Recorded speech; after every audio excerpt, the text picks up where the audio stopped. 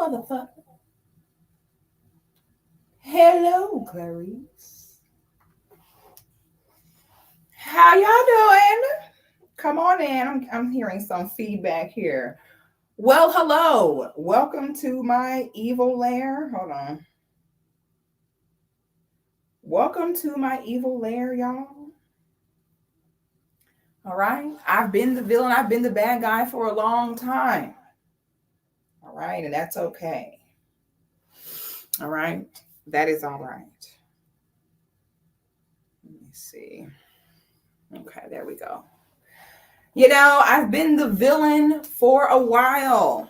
And it's not easy being the villain, okay? You have different types of female content creators in this online world, okay? You have the sisterhood girl's girl, where her job is to comfort you in your mediocrity. Okay, I saw a girl on TikTok yesterday talking about, oh my God, they over here talking about you have to like pay your bills, exercise, eat right. Like, girl, if you just took a bath today, give yourself a clap for that.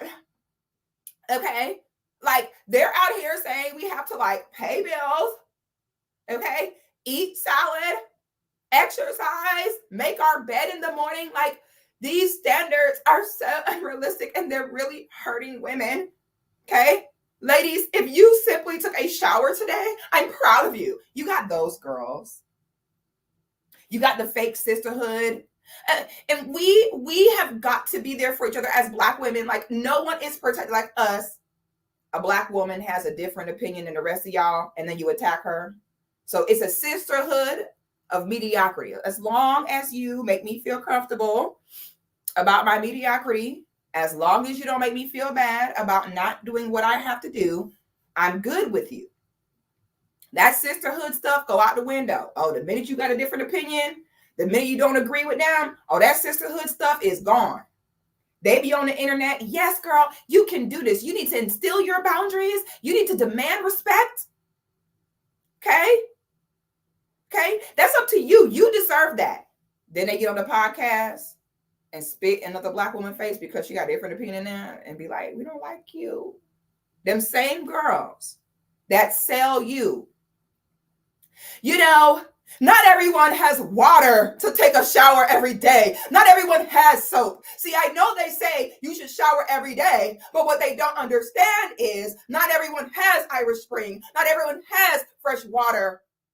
But you still deserve to be told you smell good. Buy my card game, buy tickets to my show. And as a woman, you transcend when you're able to leave your own comfort zone. When you're able to say, you know what?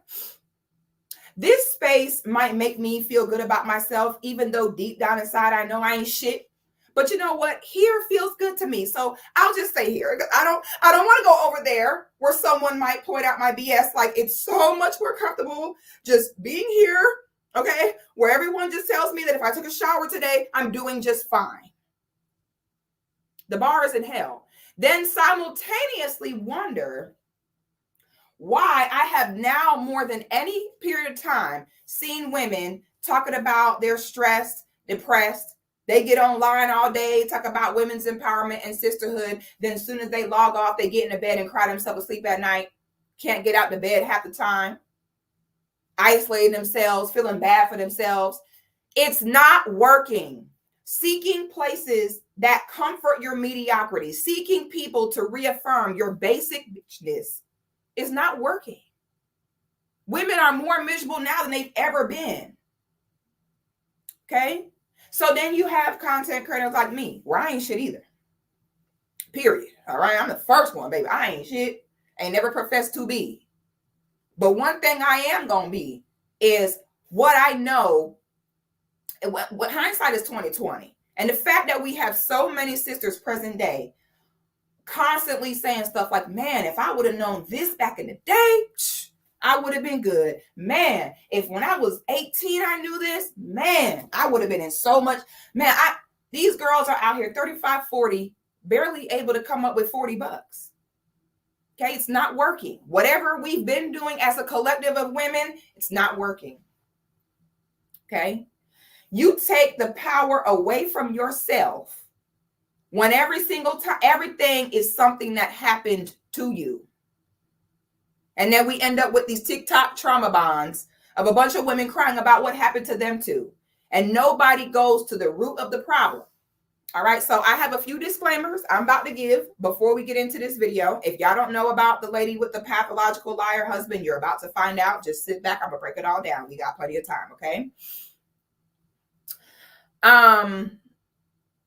So life is about probability and numbers. That's really what it's about. Life is about risk and reward. Nothing, like, I have to do these disclaimers. I'm sorry for the people where you feel as though I'm being condescending or like, come on, Six, this is so basic. But I have to say this because the basic bitch sisterhood, they all have the same talking points. Okay. I already know everything they're going to say before they say it because they have an approved list of comebacks and retorts that they have approved in the sisterhood. Okay. All right, that they have an approved list where it's like, okay, you know, let's not step outside these talking points, because if we do, all right, if we step outside these talking points, whoo, we might have to actually be accountable for what we're doing. We might, if we step outside these talking points, we may actually realize that we play a part in the things that happen to us. And then we won't be able to sit around all day about, oh my God, this happened to me. This happened to me too. All right. So let me go ahead and speak on first what I'm about to talk about in this video. Number one, I don't want to hear none of y'all basic bees. I already know what you're going to say. Y'all going to say skinny women get taken advantage of too. Y'all going to say you could be beautiful and still get taken advantage of. That's what you're going to say. That is not what this video is about, okay? In this video, what I want to talk about is alignment and probability as a woman. So if you as a woman, you say, hey, I want a man who is the VP of a Fortune 500 company. I want him to buy me a $700,000 house, all right? I want him to pay all the bills.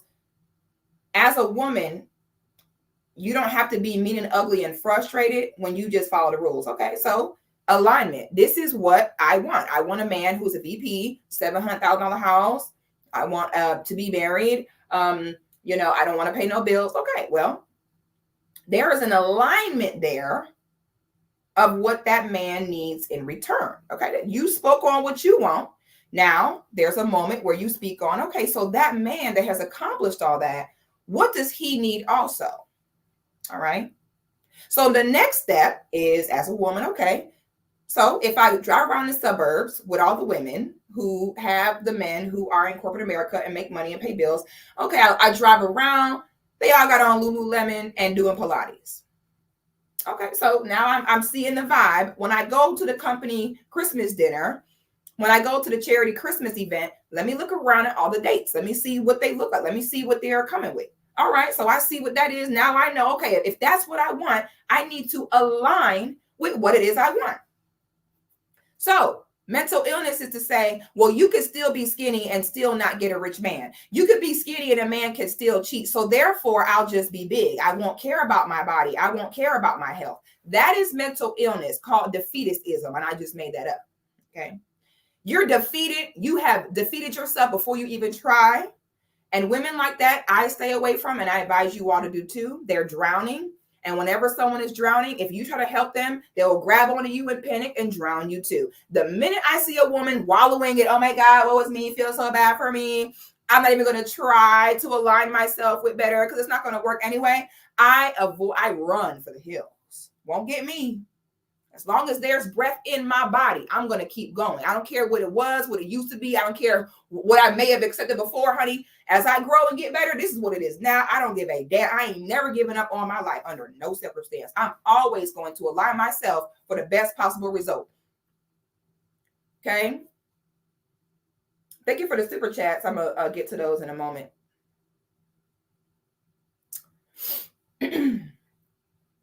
Women who give up and say, oh, I'm not going to get that anyway, so therefore I won't try, you have to stay away from them. Okay. Not every woman wants solutions. Not every woman wants the responsibility of doing better. All right. We talk about this all the time. You know, if y'all don't know, I have a women's only Patreon. You know, we have great dialogue content in there. All right. We have a group chat, Discord. We talk amongst ourselves, talk about different things, you know, different advice, stuff like that. So ladies, if you're not in my Patreon, you tired of being mean and ugly. If you're tired of every time we turn around, something don't happen to you. It's always something happening to you. No accountability.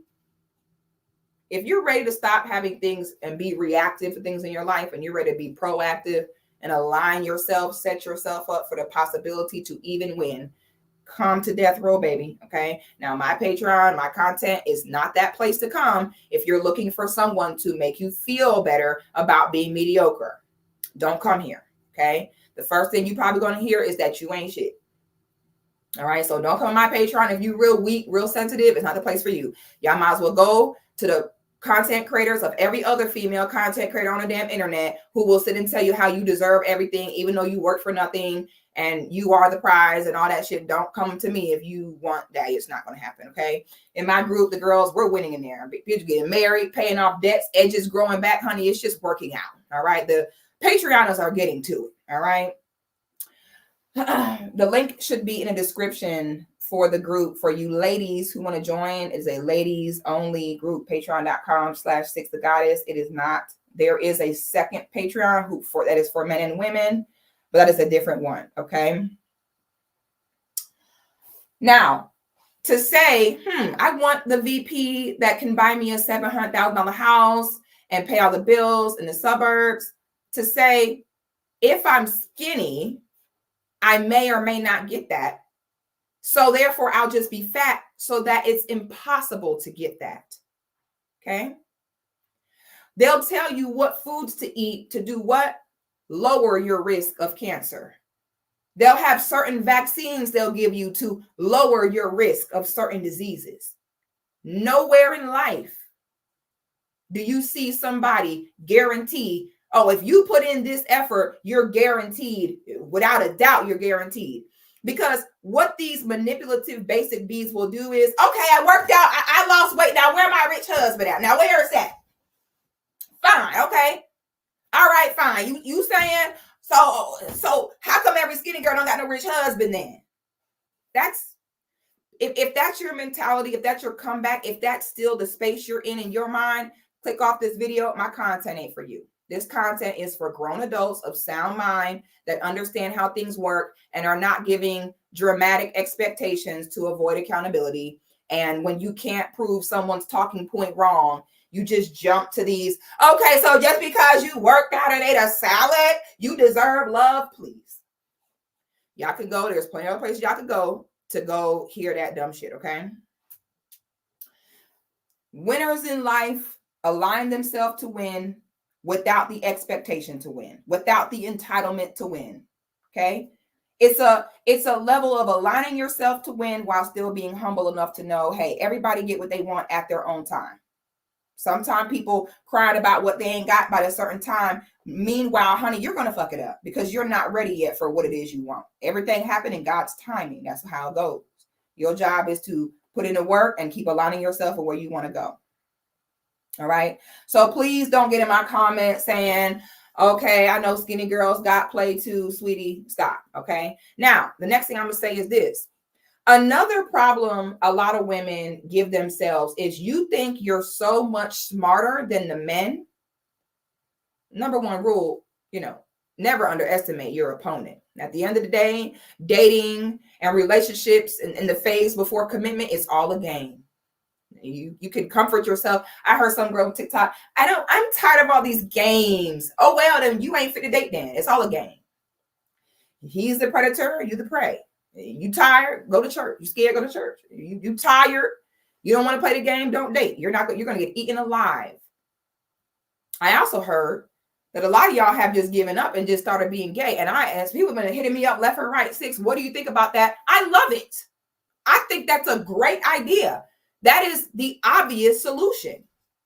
If you are a woman and appeasing a man, listening to a man, giving him what he wants, doing things for a man. If that bothers you, you're not heterosexual.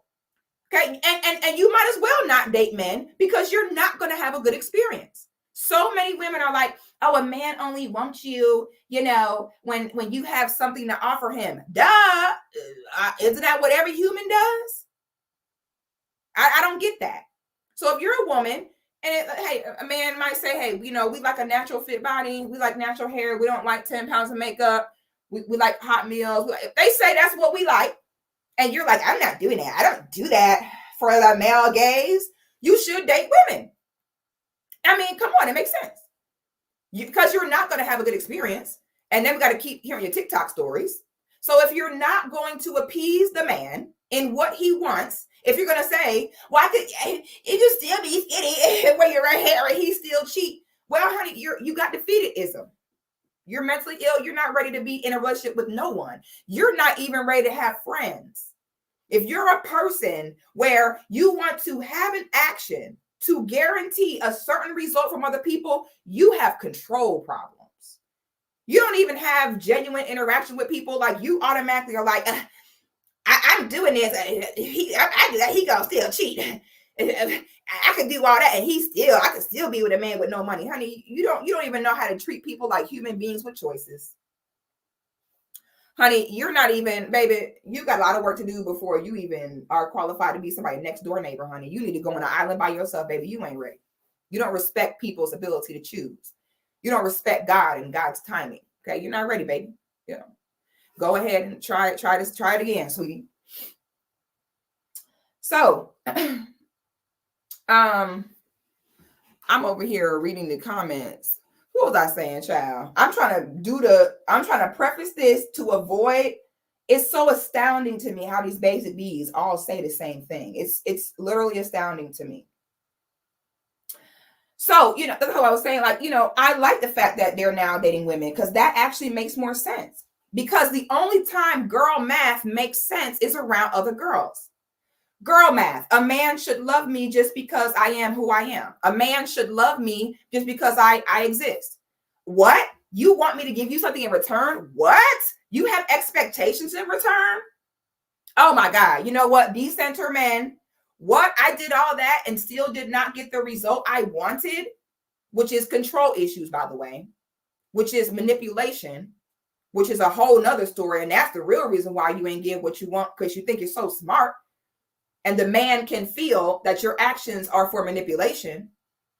Okay, they can feel it. And that's why you're even more frustrated, because you thought you ate, but you didn't. So naturally, yeah, they should date. Women should be dating other women. Y'all should be, starting fires all night. So that's what I think about it. For everyone asking me, what do you think about it? I think it's great. The best idea they could have had. You don't want to give a man what he wants. You're not heterosexual. You should absolutely date women. Okay. That way you'll have a better experience. If you're going to date men and not give them what they want, you will not have a good experience. End of story. Okay. What else do I want to preface this with? I also want to preface this with, God bless the sister in this video we're about to look at. Okay. Sis, God bless her. This video is not to disparage her. It's not to hurt her any further. Sis is on her own journey in her own time. All right. But there are a few things, okay, that we just got to talk about. No, I realize nobody going to say it. So hold my beer. I guess I'll be the one. Okay. Because if we don't have this discussion, this will continue happening over and over. And then every time a woman makes an avoidable mistake, we're sitting here, talking about, oh my God, my condolences. I'm so sorry for you. What's your GoFundMe? I can't take this anymore. Stuff that is clearly avoidable. All right. Now, did I give all the disclaimers can anybody else go ahead and tell me what else these basic bitches might possibly say about this story? Okay. Did I miss anything or did I hit all the basic B talking points? Because they all say the same thing. Okay. Now, like I said, I understand any woman can be lied to. Any woman can be taken advantage of. But like I said, life is about lowering your risk of things. They'll say, oh, eat a healthy diet. It lower your risk of cancer. Not that if you eat a healthy diet, you'll never get cancer. That's like eating salad and wheatgrass and water your whole life, then being like, what? I got cancer? Okay. So no one is saying, oh my God, you know, if you keep yourself together, keep your self-esteem high, invest in yourself, take care of yourself, you are guaranteed. No, but it is a guarantee in the way you'll look at yourself and the way you'll feel about yourself. It is that. Okay. Life is hard regardless, but it's so much easier when you can look at yourself and say, you know what? I put my best foot forward. I've invested in myself the best. Now you have grounds to have some form of audacity. But when you have not even fully invested in yourself and then have the audacity to think that someone else should invest more into you than you have invested into you, you're in denial. Okay. That's what this is about. All right.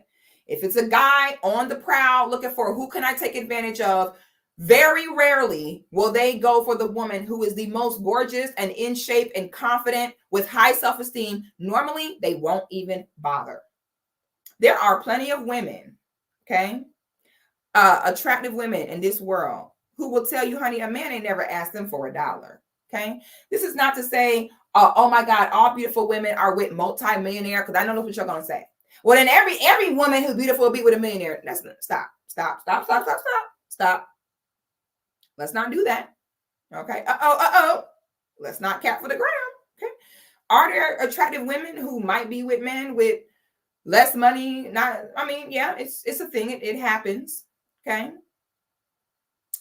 But when we talk about a man saying, I don't have nothing. All right. Who can I pull up on that I feel like will let me come stay with them, give them a few dollars? Normally, to lower your risk of this happening, again, there's no such thing as eliminating the risk. It's lowering the risk. Most of the time, he will go for the girl where he feels like, oh, I know she ain't got no real option. She do not got no man knocking down her door to marry her and be with her. So I know that if when I come give her attention, it's going to get me further. I can't tell you, I have countless stories of, beautiful women where you might like a man. Okay. You might want to be with him, but if he feel like his money ain't right, he feel like he don't have what he need to afford you, he will not be with you. He can love you, admire you, want to be with you, but as a man, he'll stop himself. That's why that's a real reason why I tell beautiful women with nice bodies, don't date men with no money. Not because there's necessarily something wrong with that, but more so because you'll probably date him. And no matter what you do or say, that man is never going to be secure. And he most likely will never marry you because he feel like, she ain't gonna, like, if I'm not able to provide what she want, like, be for real, she gonna cheat on me, she gonna leave me for someone else. That's what they'll think. So I tell girls, if you look real good, it's actually in your best interest. Just date a man who already got his money and got himself together, because men don't lie to themselves the way we lie to ourselves. Okay. Most time, if a man don't got his money together and he happens to be able to come across a baddie, he will, I don't care how much he like you, he will not marry you, because the only real relationship is marriage. Boyfriend and girlfriend is not real. It's not real. It's not necessary. It doesn't exist. So we're referring, when I say commitment, I'm referring to marriage. Let me just start there. A lot of women right now getting fucked, talk about a girlfriend, getting scammed out your vagina every day. All right. So I'm speaking to real commitment. If you're a drop dead gorgeous woman and you dating a man and his money is not together, good luck on him marrying you. He won't.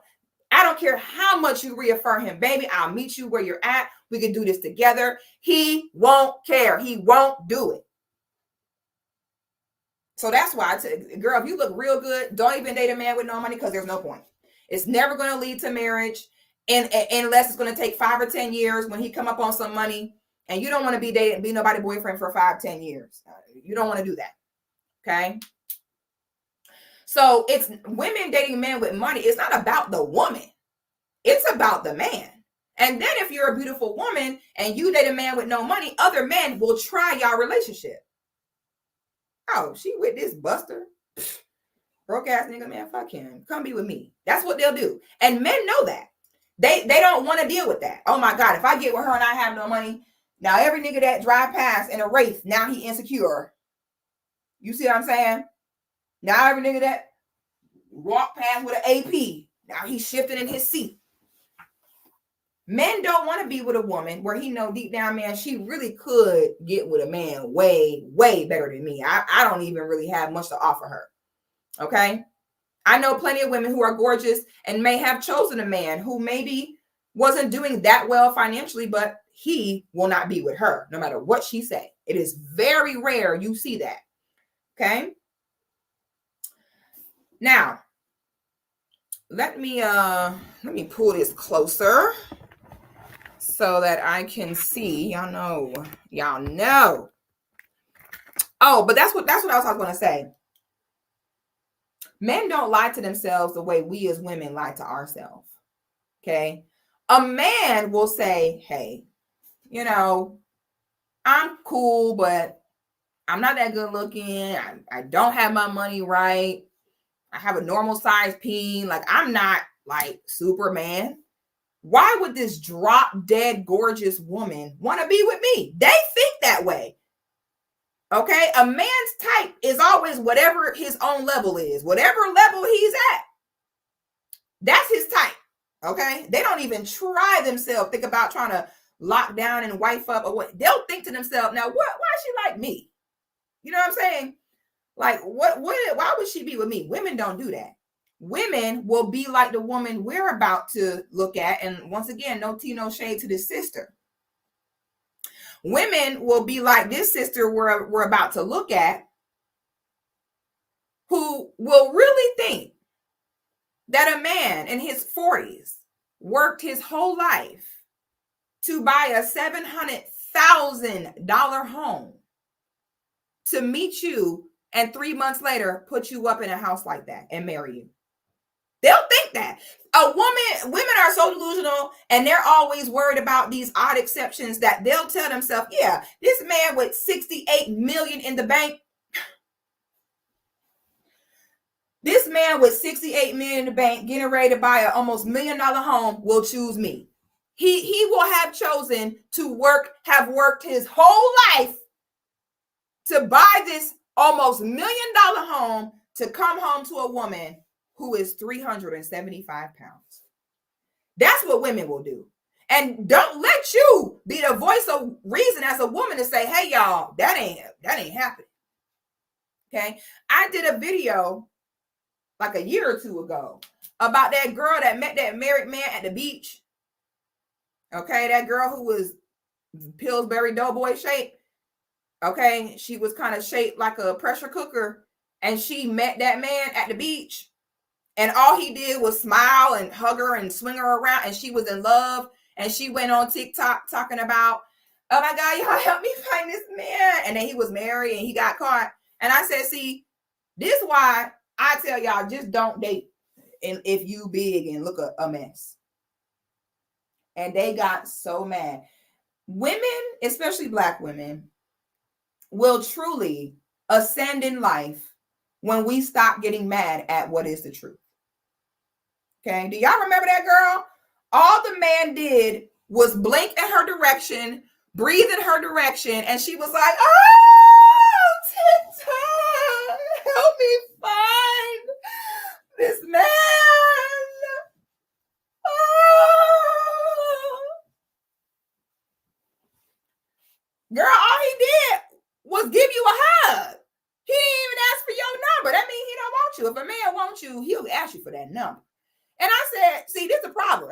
You ain't got no other man checking for you.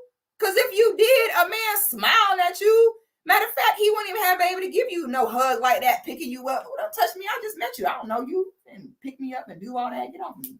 The hell you wish. But she over there like, oh, help me find him. And I was like, see, I'm sorry. This is why I'm sorry. I'll tell a girl, baby, don't even worry about dating until you get yourself together. Okay? And why is that? I mean, I'm gonna say this, y'all. This is well, y'all already don't like me. Well, now y'all might have a hit on me after this video, but it's true. The quicker we face this truth, the better. Okay. Now, you hear sometimes people will say that some men like big girls. Okay. I'm going to explain to you what that means. And I'm not kidding right now, y'all. Now, you might hear some men who they'll say, oh, you know, when a woman is real thick, she tends to have that little cliff here, you know, but she's not. This woman in this video we're about to watch is 375 pounds easily. And you always can tell when a woman is over 350 pounds, because at the 350 pound mark, you got to give the elbow test. So when you get on TikTok, if the elbows don't fit in the screen, she's 350 plus. Okay. That's how you tell. When I go on TikTok, if I can't see your elbows in the portrait frame, you at least 350. At least 3. So I'm saying 375. Okay. I'm going to explain to y'all what it means when men say they like big girls. What it means is they don't like a challenge. What it means is they don't like competition. I'm just going to tell y'all the truth. No man of healthy, sound mind and body sits as a little boy dreaming of his dream girl, and it's a big girl. There's no fat Real Housewives. There's no fat high fashion models. Nobody wakes up and says, oh my God, I want to be like a fat girl. Young boys don't dream when they're younger about their dream woman and it's a fat girl. It never happens. No man worth 2 pennies put together is going to work to get with a fat girl. And I'm going to explain the math on why. Because there's a reason why. Y'all just be running like, well, some men like big girls. Ma'am, this is math. And we're going to talk about that later on why men in corporate America with high up positions, and sometimes you do see them with a big girl, but that normally means, boy, she was with him out the mud from back in the day. And normally he's a huge cheater and she's the only one that has proved I'll stay around no matter what you do. Okay, there's always a catch. And he might be like, I love my wife. I don't care what signs she get. That's what men have to say, okay? And here in America, the men are very trained. I hate when I see men married making jokes about how big their wife is. And man, please, that is so weak. That shit ain't funny. I hate when I see that. Boy, sit down. Nobody else do that. This is so weak. Okay, so in most other cultures, if you see a woman that got that's with a man who got money, she was small when they met and she stuck with him through thick and thin. Okay, because nobody covered for a cheating man more than his wife. Nobody will sit and argue with you back and forth more than a woman with a husband that is cheating on her left and right. Okay, she will be his number one defender. Women never tell when they're being cheated on and mistreated. They never tell nobody, especially if when they got with the man, everyone was telling them like, girl, be careful. Like, I don't know about that. If she had a girl be careful situation before she got married, that man could be whooping her ass upside her head. She'll never leave him. She'll never tell nobody because women are egotistical more than men. But that's another topic. We are not ready for that conversation about how women are more egotistical than men. We'll talk about that another day, honey. Woo, the ghetto.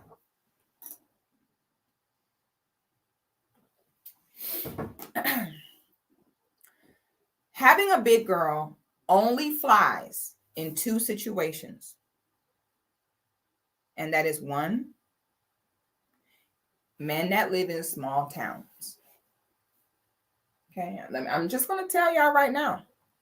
Men that live in small towns, if you live in Albany, Georgia, you can have a big girl. You know, if you live in buttfuck Mississippi, you can have big girls work in small towns. Why? Because typically small towns are rural and industrial work, and the men are more conditioned there to accept bigger girls because bigger girl equals help. And when you're in small rural towns, somebody got to get up and pull that plow. But that girl don't work in a big city where you in corporate America as a man working at a desk and you got to take this girl to the company Christmas dinner. It don't work the same. You can take the big girl to the trail ride and the hoedown. You cannot take her to the company Christmas dinner. So some of y'all will see men in these small towns that have big girls a lot and think it's cool. No, it is not. There's a math and a science behind why big girls are accepted in those small towns. Okay. The second place that big girls fly is in the hood. Okay, let's just go ahead and talk about it. Big girls, it does not fly in upper middle class. It doesn't fly in bourgeoisie class. There is no fat wives in Hollywood in the hills. It doesn't work like that. Why do big girls work in the hood? They need help paying their probation fees. Niggas gonna go to jail. Who gonna hold me down while I'm in jail? We're being disparaged. When men are poor, their brain says, I need a bigger girl because she can help me. When men are poor and disparaged and the police, ravaging them through their neighborhoods, I need a big girl for security and stability.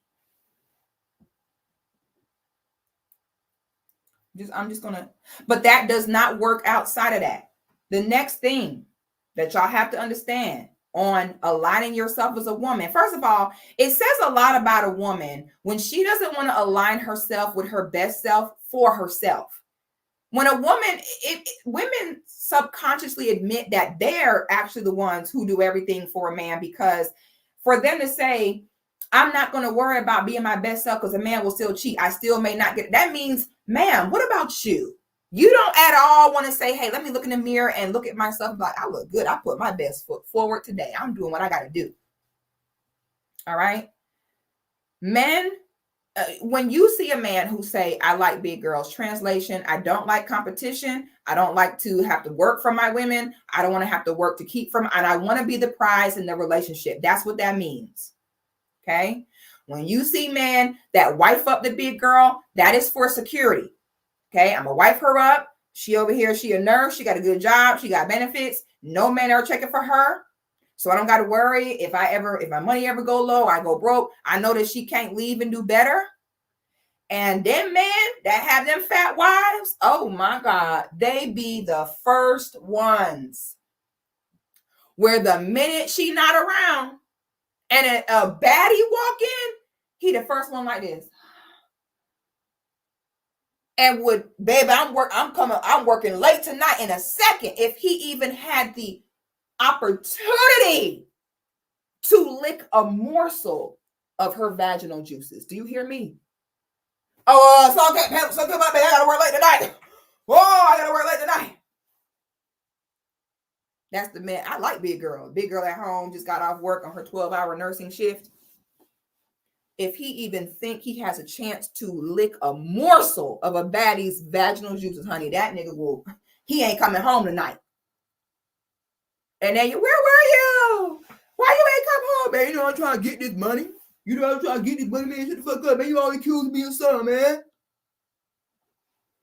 That's the man saying, I like big girls. I'm sure. Woo, the ghetto. So we're going to start with part 1 on this. Now, there are 50 parts, okay, of this story. Each are about 10 minutes long. Needless to say, we are not under any circumstance going to watch them all. We're going to watch a few to get a gist of what happened so that we can talk and have the conversation that we need to talk. Bree said the big women coming for 6. Girl, are you new?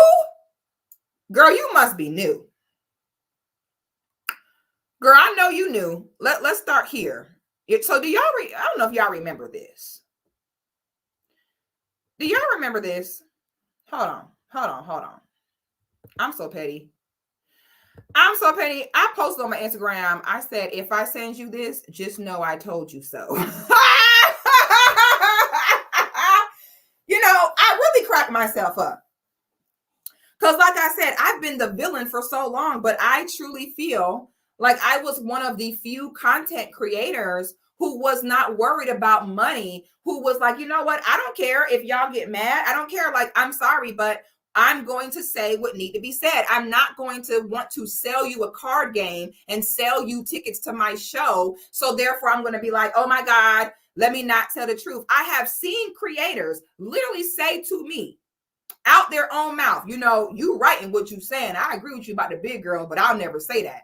Why? Because you got to still sell them tickets to your show and sell them your card game, right?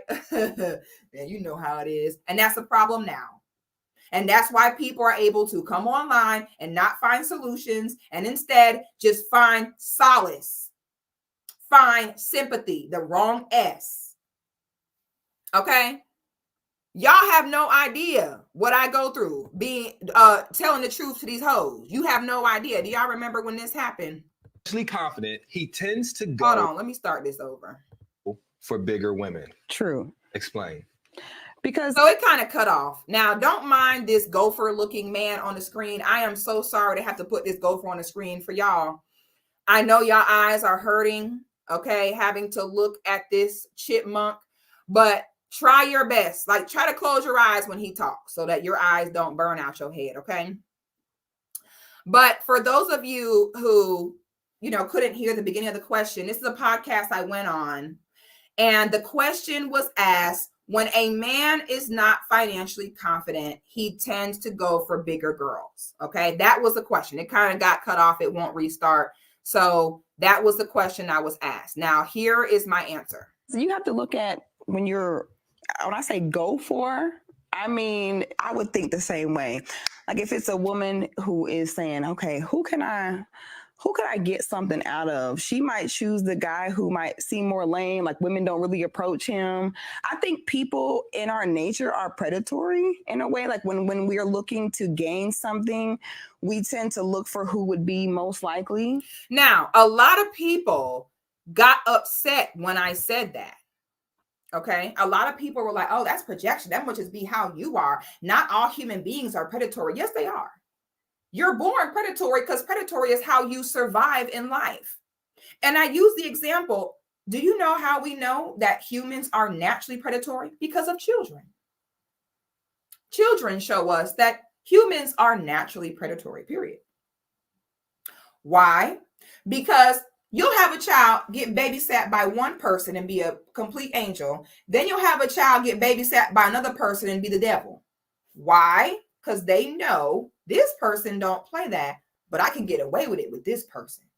Children do that without being taught or conditioned to do so. It's natural in us as humans. Humans will always prey where they feel they can lay, where they feel that they can win. It's how all people are. There's no need in getting offended at something. Instead, you align yourself to not fall into the category of a duck. That's what you're supposed to do. Okay. So a lot of people got upset at that talking point, but honey, truth burns. So let it burn and continue on. All right, let me continue on here. So to me, if I'm a guy, just got out of jail, I got probation fees, I need somewhere to stay, I'm not going to go for a woman who works out 5 days a week and looks good. I'm going to go for the bigger girl. I'm going to say, you know, it's more of a chance that she'll be willing to compromise because deep down inside, she feels like maybe she has to compensate for the lack of the aesthetics. Respectfully, that's probably the most ignorant shit I've ever heard in my life, bro. So you think because a woman is... Now, I want y'all to understand the context of this podcast, okay? Now, I am a professional content creator, okay? When I go on, some people will say, oh, Sixthegoddis, you're much more animated and this, that, and the third on your own channel, but you seem more quiet and reserved when you go on other people. That ain't how you act, ma'am, sir. It's called manners. When I'm on my own platform where it's just me, okay, I don't have to share the space with no one else. Yes, I'm going to clown, joke. I might cuss. I might say some crazy stuff because I'm in my own space. When I'm sharing space with other creators, you must be professional. It's not all about you. The goal is for everyone's voice to be heard, okay? I came on this particular podcast with that. That was my MO, to go on here as a professional, simply say what I needed to say. And I was met with this. keep in mind, y'all, I had never met this woman, did not know who this woman was, has never disrespected this woman. This is one of the sisterhood chicks, by the way, y'all. This is the girl online selling y'all dreams about how protect your boundaries, queen, stand up for yourself. And the first thing out her mouth is disrespectfully. Now, hindsight is 2020. I'm going to tell you where I messed up in this interaction. When that woman looked at me and said, disrespectfully, that's the most ignorant, my response should have been, I'm sorry, but I don't allow anyone to speak to me and disrespect me. If you're speaking to me disrespectfully, I'm sorry, we'll have to discontinue our part of the conversation. I should have turned like this and said, next question or next response. That's why I went wrong. I should have never responded to anything else she said after she literally made it clear, I am saying this to you with the intent to disrespect you. I should have immediately said, I'm sorry. If you're going to speak to me with disrespect, I don't allow that. Next. And I should have ignored her as though she never existed. Okay. My mistake was I actually went back and forth. Okay. That would have been so much better on my part. When she said disrespectfully, that was the stupidest, most ignorant. I should have been like, okay, thank you for your opinion. Unfortunately, I don't converse with people who disrespect me. And I should have ignored him. That's what I should have done. So that was on me. Okay. That's on me, unfortunately. All right. But let me let the rest of this clip play out.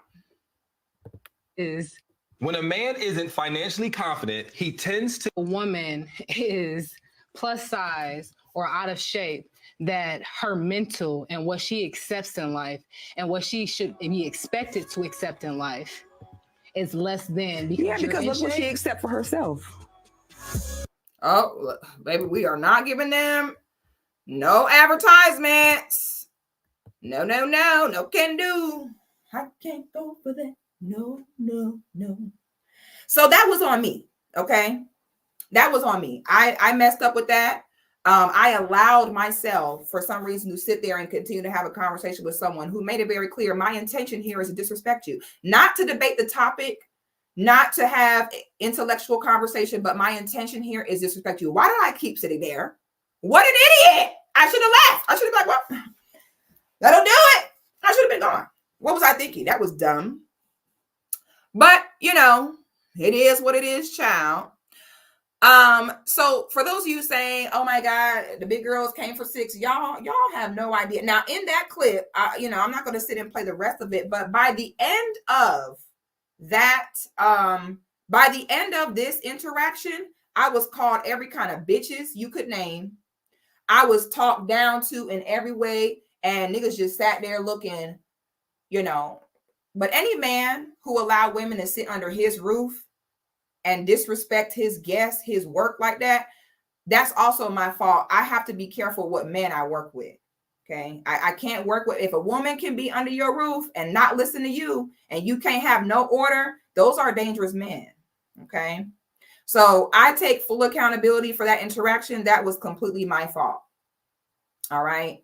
I cannot put myself under the protection of men who can't even create order and have bitch listen to them in their own home. And I never should have stayed and continued a conversation with someone who went out their way to let me know my intention here is disrespect you. So I messed up there. But by the end of this conversation, I was called 10 kinds of bitches. And I was told, see, that's why motherfuckers don't like you. That's what I was told by the end of all of this. I could have avoided, let me roast myself for a second. I could have avoided all that. By the minute that she came out her mouth saying disrespect, I should have just left from there. I could have avoided so much pain. I should have been right on my flight back home on that little ass plane. I almost died going there on a little ass plane. Okay. So, I roast myself as well when I don't read the signs. That was dumb. Okay. I don't subjected myself to that for absolutely no reason. Okay. So I'm showing you all this because this conversation has now come full circle, because the video that we're about to look at, most of the time, we're never told this out loud. This story that we're about to look at, this stuff happens every day. It's happening right now as we speak. But the reason why people are able to lie to you and say that what I am saying is not true is because women will never come admit, that they're paying for a man and paying his bills and that they'll never come admit that. So many women call me and pick me, honey, I ain't never paid no man bills. I ain't never had no man ask me for no dollar. I ain't never in my life. Okay. So it's very odd when people call me, pick me, houseway. I ain't never paid no bill with no man. Girl, please stop. Okay. Even from when I was a jit, starting out young, starting a family, I still ain't did that. Okay. So when y'all call me and pick me, very weird, because absolutely not. Absolutely never been to pick me under any circumstance. So stop. Okay. Now, the reason why this situation is a situation I knew I needed to speak on is because, you know, like I said, most women, when they're being cheated on, when a man is disrespecting them, they don't tell no one. Women who are married, you'll never know. Her man could be dragging her through the mud. You won't know most of the time. Not only will you not know, but she will cover for the man. Okay.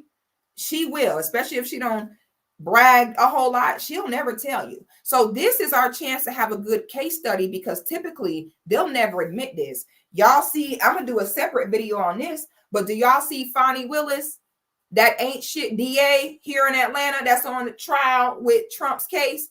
I talked about her months ago. I knew she was a devil. I know her type. And she the exact type to be on the internet, talk about decenter men are nothing. It's all about the girlfriends. I'm strong, independent. I'm a lawyer. I'm doing for myself. And then come to find out, well, lo and behold, she was paying for peen. And everybody's like, oh, she on the stand, standing on business. Oh, she on there giving them business. Ma'am, Fonnie Willis is upset on that stand because now we all it has to come out that she was paying for dick and she was tricking off on men. Stop it. Okay. Can y'all stop painting Fonnie Willis out to be this strong, independent? Oh, and she tell him how it is. Honey, she's mad because she, like most women, lie about paying for dick. And now the truth is coming out. Now we're combing through all her money trail and seeing that she was paying big money for pee. Let's just keep it real. That's the real reason why she's so irritated and agitated on there. And that also goes to why I don't believe in women in leadership positions. You are designed to be led by a man. So a man can always come along, like what happened in her situation, and be finessing you out of jobs, hours, and money at your place of employment. Okay. Women minds are not strong enough for that. The minute a man come along with some peen, you like, now here you are, you know, oh my God, paying for peen. All right. Now they over here talking about something. Oh, she's standing on business. Ma'am, stop. She's standing on peen. She doing all that and the whole time paying for dick. And we the first one talk about girls rule, boys drool. So that's why I do the content I do. I be like, listen, let's just not cap. No matter what y'all say on this internet, y'all still laid up with the man. Y'all still want the man. Y'all still depressed without a man. So let's just get to this place. Let's just stop lying. You know, we want a man. We especially want a black man. Okay. Let's talk about how to make the best possible outcome with what you want. That's been my MO. Okay. This channel ain't never been somewhere for men to come for me to tell you what you want to hear. It ain't never been a place for women to come for me to tell you what you want to hear. I like to invoke thought and have conversations that are solution-based and talk about real stuff on both sides. That's what I'm doing. I don't like the cap. Let's just go ahead and keep it real. Don't come over here for me to just tell you what you want to hear. I'm not doing that. Okay. We can have real conversations. And when we finally decide, you know, let's stop capping. Let's just go ahead and keep it real. Beautiful things happen at that point. Okay. So I'm going to pull up this video, but first, y'all is showing me some love here that I appreciate. Shout out to the good sis Pebble, says, love you too, sis. That's my bookie right there. Kim says, love you, Six. Great content. Thank you so much for the super chat, Kim. Elbert, thank you so much. Says, Miss Six, you killing it with that outfit. Sorry, I got distracted. Thank you, my brother. I appreciate you. I be trying. Oh, snap. I'm rich.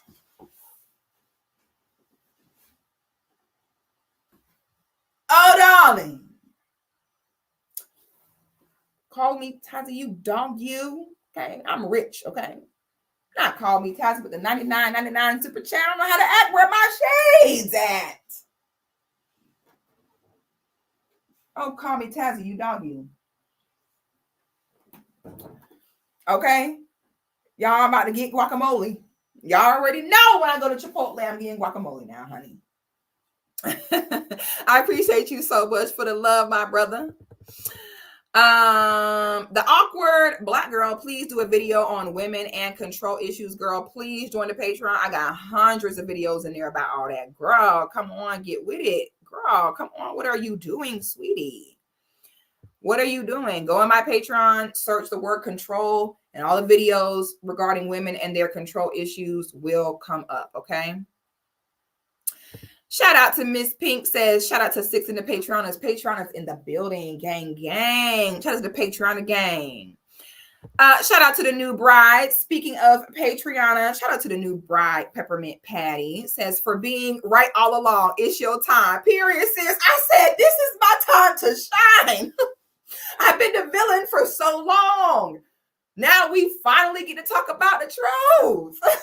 That's one of our girls right there. Just got married. Shout out to her, a gorgeous bride. I the Patreon is winning. I don't know what y'all doing. Y'all over there with these hoes telling y'all what y'all want to hear, keeping you mean, ugly, and mediocre. Child, you better get somewhere for someone to say that you ain't shit and you the problem so you can grow. Shout out to my good sis, Danica Marie. Dope discussion says, see, this why we don't like you. See, Danica saw, I'm telling y'all, that interaction ended with a bitch. How about it? Why we don't like you? Well, if y'all ain't like me before, boy, y'all really ain't gonna like me now. Shout out to Marie. Says, happy 68K6. Keep doing good work out here. Thank you so much, sis. This. I appreciate you. Shout out to Skinny Boy. Says, Fanny was tossing them cucumber coins. I'm so weak. Thank you. Glass of water. That used to be one of my nicknames. Glass of water. Says, as soon as I seen this mess, I knew your commentary would be gold. Girl, this was my time to shine. Okay. I was like, oh, well. What do we have here? I was like, well, this aged well. All right. Now, let me pull this up. Now, to me, one of the craziest parts about this is, y'all ever see that Dane Cook stand up where he was like, have y'all ever had that friend that has a bump on their lip and we all know it's a herpes, but like no one can say it? Like we gotta just act like we don't know it's a herpes. You be like, maybe it's a cold sore, maybe it's a pimple. And he's like, well, we all know it's herpes. This is what this remind me of. This woman has everybody in her comments talking about, oh my God, girl. Oh my God, you deserve so much better. Like, I'm so sorry this happened to you. And I'm sitting here like, so ain't nobody gonna say the real truth. Ain't any of y'all gonna go ahead and let it be known what need to be known.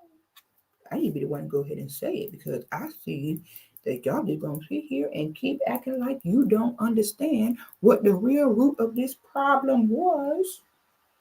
So I might have to be the bad guy again and say it. Now, before I get into that, well, what do we have here? Hold on, y'all. Wait a second. Now, what is this?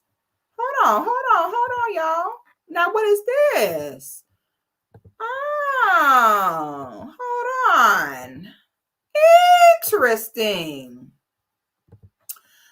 Now, okay, when the skinny girls, I'm just going to say skinny girls because that's what they call it, even though I never told no one they got to be skinny. Hell, I'm not skinny. Okay, I never told no one about being skinny. I've always said be a healthy weight, but I'm just going to say skinny girls for the sake of saying it. Now, when we even mention a big girl, y'all drag us for filth, okay? But it never fails that big girls, they have free reign to drag us and talk about us any way they want to. It's funny. Skinny girl jokes are funny. Big girls are better than skinny girls. It's funny. It's satire. It's ha, ha, ha. It's a joke. You should laugh it off. It's cool. But let a skinny girl say, I'm a better choice than a big girl. Oh, they drag you for filth. So the first thing I noticed, this is the first thing she got pinned on her TikTok. Someone said it. To big girls for 200. Okay. Finally, someone said it. To big girls for 200. Okay, the answer there, Skinny women can do this for you. Doug. What is not a damn thing? Oh, it's very interesting. When I go on her page, this the first thing I see. Okay, and all this is a code. I'm not getting what the quote unquote skinny girls getting. The men are overlooking me for the skinny girls. So my solution will be to attack the skinny girls as opposed to stop eating. A lot of girls got mad when I told them, baby, you need to stop eating. And they told me, you're going to make them have eating disorders. Baby, ain't nothing finna stop these hoes from eating, okay? They finna eat disorder of fries, disorder of sandwich, disorder of cheesecake, okay? We have been scammed in this country to think that you need to eat 3 meals a day. Most people in the world eat once a day. Now, when I tell girl, listen, even if you work out, a lot of times you can even work out as much as you want. If you're still overeating, you're not going to see a difference in the weight loss. You're not. I tell girls all the time, starve all day until like an early dinner time. Starve all day and then eat between like 4 and maybe 7 p.m. That's what you need to do. Wake in the morning, eat maybe a little fruit, water, or green juice, and starve, period.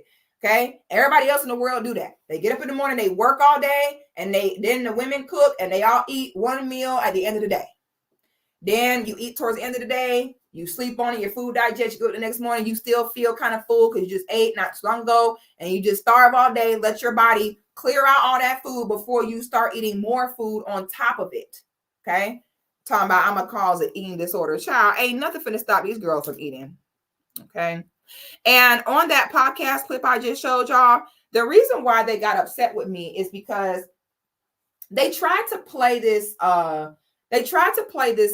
game of, well, we cannot talk about people eating healthy, as Black women, because not every Black woman has access to healthy food. And there's many cities on here who are food deserts. And I said, you know what? We can't have things both ways. All right. If Black women want to be out here talking about how we the most educated, we starting the most new businesses, we're doing so much better than our men. You cannot have that narrative go around, then at the same breath tell us that you can't find your way to some lettuce. That's when they was like, we don't like you. Yeah, because you can't retort it, because it's true.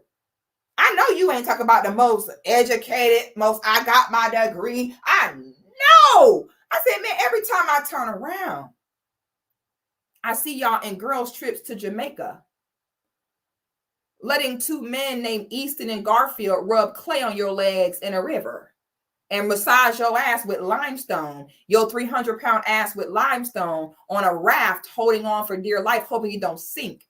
So if y'all hoes can collectively make y'all way to Jamaica, to the mountain rivers, to let Garfield and Winston rub limestone on your 300-pound ass, baby, you can make it to a salad. I don't want to hear that. You got your degree, but you can't figure out what a produce aisle is. You cannot have it both ways. That's when they got mad. Oh, I know you ain't talking about the most got your degree, most educated. Oh, I know. Y'all ain't the one talking about, oh, but we can't get our hands on a salad. Oh, I know you lying to me. Y'all go open your Instagram right now. You're going to see bitches in Jamaica with limestone on a 300-pound cellulite ridden ass right now. You can find your way to do that, but you can't find your way to some tomatoes. Girl, please. That's when they got mad.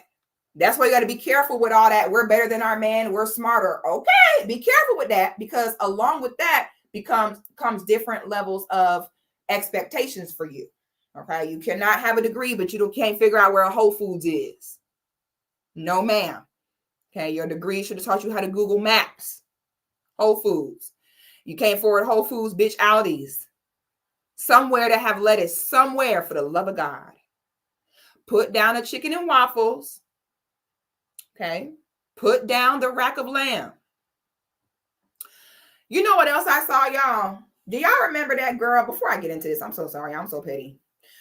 But before I get into this, y'all, do y'all remember the girl, Wreck-It Ralph, I call her, that made the salad, the taco salad with no salad? And she had them long nails and she was punching the chips like Wreck-It Ralph. And girl, her mama and everybody wrote me after that, talking about, bitch, when we find you, bitch, when you find me, you ain't finna do shit because fighting takes cardio. And you finna be tired after 10 seconds, bitch. You ain't finna do shit to me. You finna get tired waiting for me, baby. No. Her mama wrote me talking about, when I find you, what you gonna do? Nothing. You finna be tired, baby. And where you gonna run into me at? At the gym? I'm definitely not gonna see you there. You're not gonna run into me. Where? Where I go, the table's close together. You can't fit between. You ain't finna be where I go. When we find you, where? The produce aisle? Y'all don't be in there. Anyway, she had the nerve to write me talking about, oh, when I find you, ignore, baby, you ain't finna do shit like everybody else do and see me and sit quiet like this and whisper to your friend, I think that's that Sixthegoddis girl, and not do shit, period. Be for real for a second, okay? Well, guess what, y'all? The girl husband divorced her, okay? And I want to take a moment to congratulate that young man, okay? I'm not going to put him on a Summer Jam screen because a divorce is nothing to necessarily celebrate. I'm not celebrating the divorce. I'm celebrating a young man choosing himself, okay? That's what I'm celebrating. Now, if y'all don't know who the girl is, just go Google big girl with long nails making taco salad and it'll probably come up, okay? I'm telling y'all right now, this girl is huge, okay? When I say huge, y'all, this girl got to be at least 4. And when I made the video, I said, you know, it pisses me off that this girl can do this and she got a husband sitting right there allowing it. This is terrible. Y'all, that and this couple was young. That boy was like 24, 25 and good looking. She had a good looking husband. Big, tall, corn-fed, handsome young man. Y'all, that man, thank God, found love within himself and did the right thing and left her. Now, he don't got to end up like naturally fashionable husband. Okay? Now, if you know about the Biggie Tupac beef with me and Naturally Fashionable. Naturally Fashionable is a fat content creator who tried to come from my mother being dead, honey. Because her having a mom was the only thing that she had that I don't have and couldn't get, okay? So she decided to mock the fact that I don't have my mother living, so I had to flame her ass a few times, okay? And Naturally Fashionable husband is an example of what happens when you don't leave them from when they're young, already fat. And now Naturally Fashionable husband done wasted 18 years of his life with this woman who can't even give him a baby because she has rack of lambed herself into being sterile. Now this man done been 18 years a slave, 18 years a prisoner, because he thought he can't leave when he's not happy. The men think, if I'm not happy, I got to just deal with it. No, you don't. Now this man ended up not being able to do what he want to do for 18 years. And can't have children because his wife cannot stop eating entire racks of lamb. And do y'all know what? Do y'all know what happened with that? As you know why Naturally Fashionable got so mad at me? My voice has been ringing in that girl's marriage since I flame rotisserie her ass. Do y'all know that Naturally Fashionable is now online talking about, I realize that I have control issues. I realize that I was using food as control. Oh, you don't say. Can I get some credit, baby? Naturally Fashionable, come on now. Come on. All right, let's kiss and make up. I understand why what I said hurt you so bad. It was true. But Naturally Fashionable, don't go sit and now regurgitate everything I already told you about yourself. And now you trying to act like you had some epiphany. Now you in a gym because you're like, oh, your husband has realized I get a new bitch. I'm helping niggas everywhere realize you could do better than the girl you with right now. Okay? Now, naturally fashionable husband was like, you know what? That nigga was at work when she wasn't around. Listen to my video, like, you know what? Yeah, I do deserve better. Yeah, you know what? Fuck her. And the minute naturally fashionable seeing that nigga started coming home late, bitch. Naturally fashionable don't join Orange Theory, y'all.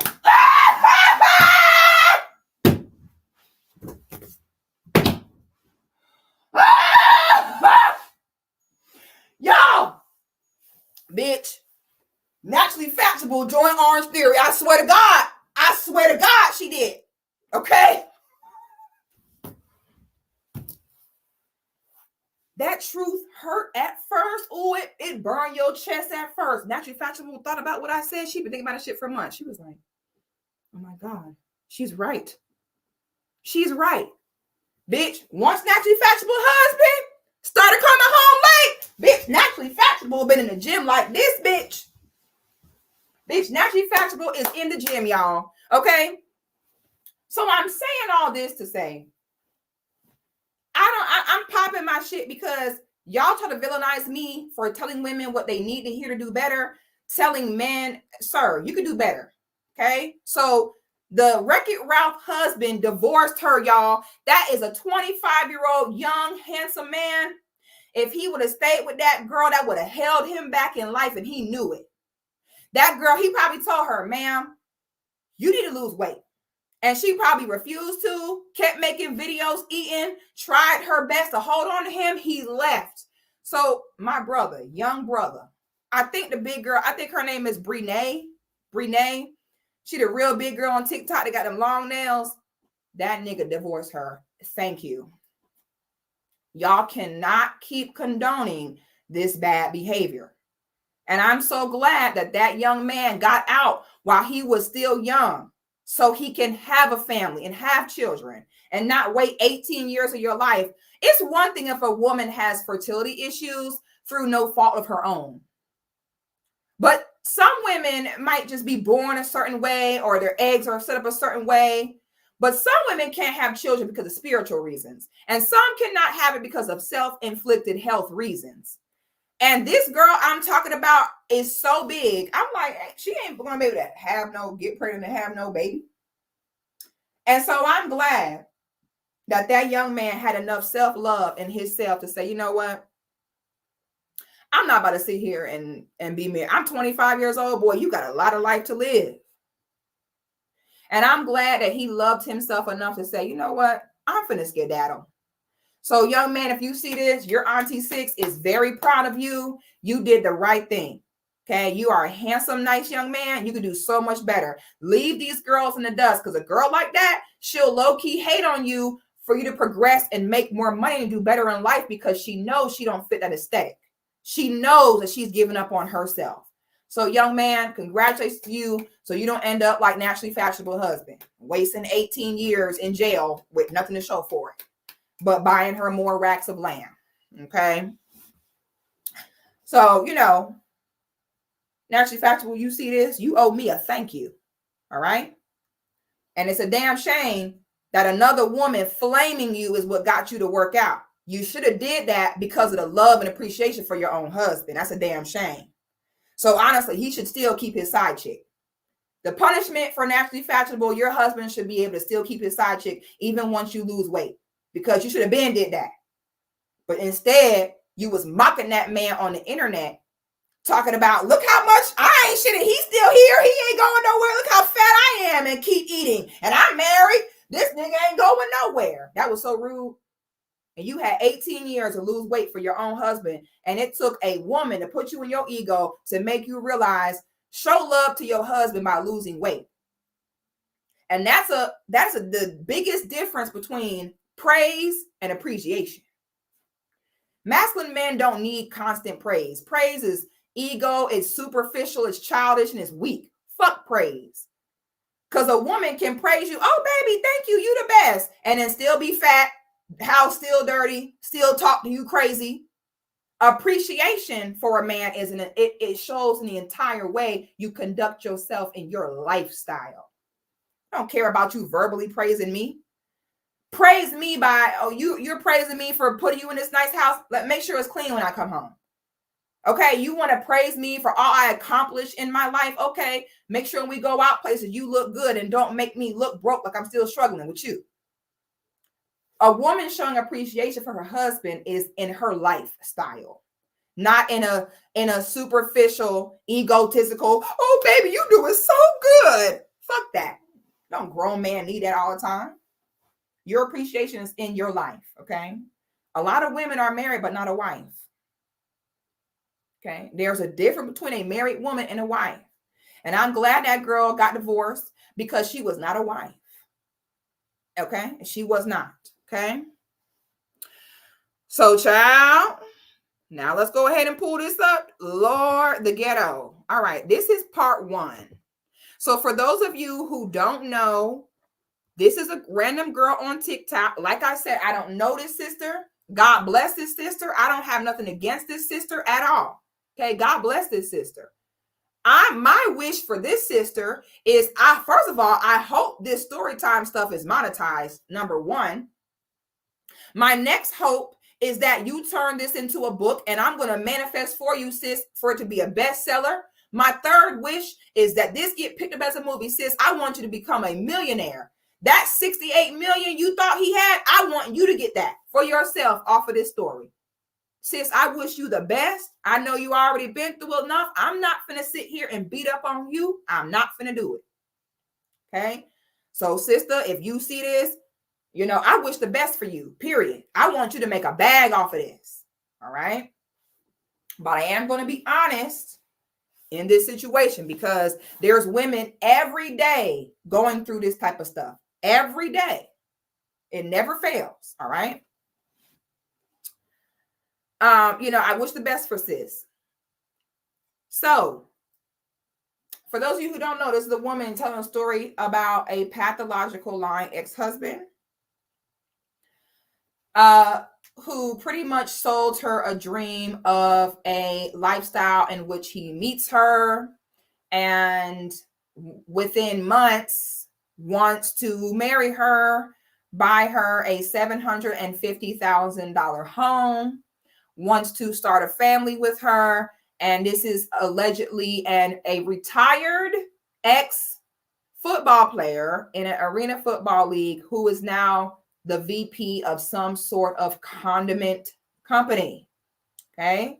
And this will be the story about how sis thought that she ran up on a man like that in Atlanta. Let me also go ahead and let y'all know, baby, Atlanta is a place where men come to act like someone they're not. All right. Back home, they was a lame. They was a convict. No one cared about them. They moved to Atlanta to start new lives and make themselves seem like they're someone that they're not. In Atlanta, there are tons of men with money. Okay, which is part of the problem. Too many men with money, too many beautiful women in one area is honestly a disaster in Atlanta. Okay, I'm gonna tell y'all right now. Okay, a lot of trans women come here to start a new life as a woman because every woman here look trans. They all got the same wig, 10 pounds of makeup, the BBL. You cannot tell in Atlanta. You can rarely tell the natural born women from the trans women here. So a lot of trans women come here after their surgery to start fresh as a real woman and no one ever know. Atlanta is the place for that. All right.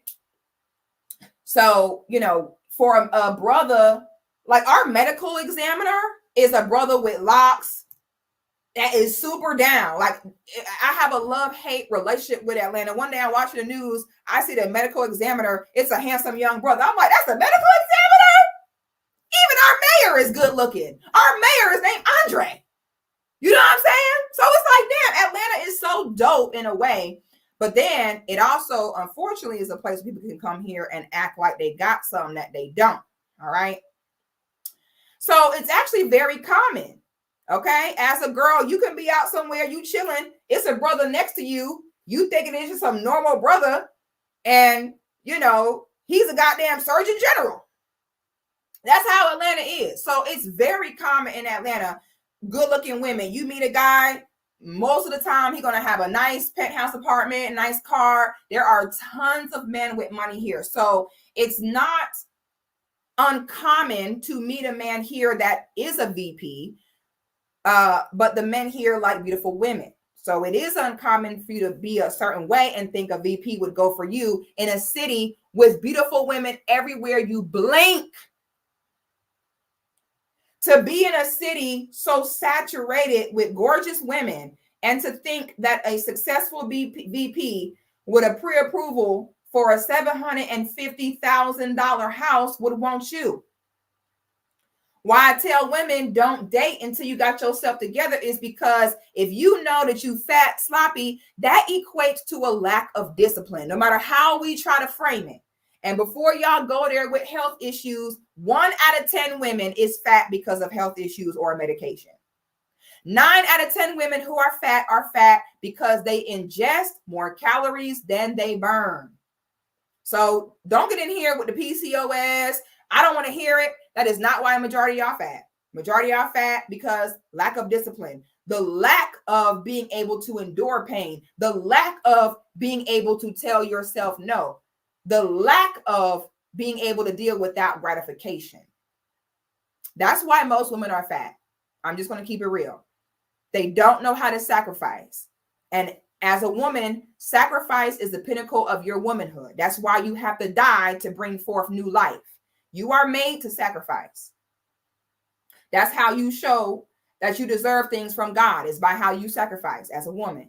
So women that run from sacrifice are miserable, period. So them girls that are big, they're not big because of no medical issue. They're lying. They're big due to lack of discipline and the inability to deny themselves. That's why you want to really transcend as a woman, learn how to deny yourself of things. That's when you really leave basic bitch and go to the next level, okay? So she about to tell the story of how he was able to sell this intricate lie, okay? This is, y'all got to keep up because this is a lot, okay? Shout out to Solo for the super chat, says, love you, keep up the good work. Thank you so much. Shout out to Mercury. She just sent me some love. I received that love. Thank you so much. My little sis Pebble say, cook sis, period sis, honey, call me the chef today, baby. All right, I'm in the kitchen. All right. Ooh, not do that. Here we go. Let me share my screen. Okay. Now I have this on 2x speed.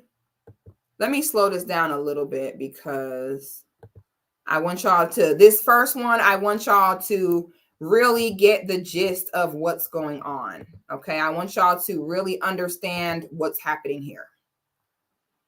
Okay. Let me see. 4th of 2020. We met on 4th is the hair, but here is part 1 of who the fuck did I marry? So I met my ex-husband around March 4th of 2020. We met on Facebook dating site, and we also matched on Hinge. I did not realize that he was on both under 2 different names. So one was his. Okay. Number 1, this online dating stuff, I'm going to just keep it real with y'all. It's desperate off rip. Now, I think there is a difference between going to an actual matchmaker or some type of paid dating site where people are, vetted, and these are busy people who just don't have time to date. So they prefer to, have someone help set them up. But these Tinder, Hinge, just get off of those. Men are designed to hunt. Okay. It cannot be healthy that now men can pick up their phone and shop for women on their phone. That's not healthy. Okay.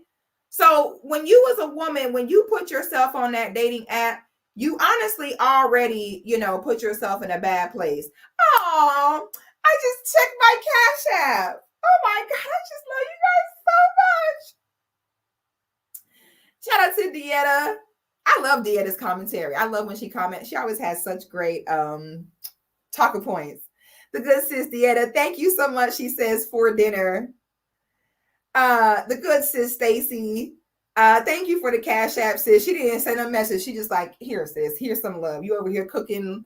We over here. We're entertained. Let's show you some love. Shout out to my good sis, Cammy. She sent $68 and said, for congrats on 68K. Honey, I love my sisterhood. You hear me? I love my network of women. Like, we just support each other, love each other so much. Honey, I love that for us. Shout out to my good sis, Bree. Thank you so much. She says, for I love you. Thank you for everything. Thank you for everything. Thank y'all for just being my sisters, being my friends, being in my circle. I love y'all so much. Gosh. Okay. So yeah, first of all, get off the dating apps. It automatically is pick me. It's automatic, automatic desperation. And, then the men are going to save you in a phone as Charlene from Bumble. Okay. Trying to fuck. They probably already got a girl and they just feel like, oh my God, you're so desperate. You're on a dating app. So I'll go ahead and just entertain you. Like, you're probably not going to have the best luck on there. Most men are on there. They're just trying to fuck. Okay. They're not trying to find a wife on there or nothing like that. So stay off the dating apps, please. Okay. You don't want to be Keisha from Tinder in nobody's phone. You just don't. Okay. It's just not a good look. So already her being on a dating app, ladies, just don't do that. There's actual name. And the other one was a very man need to see you. Any man who cannot see you and go up to you and say what he need to say, any man who is that afraid of a no, this is the best advice my daddy ever gave. My daddy saying, any man that can't be told no is not ready to be a husband. If a man is so fragile to where he can't come up to you and strike a conversation and get your information, he's not ready to be no husband anyway. Okay, he's not.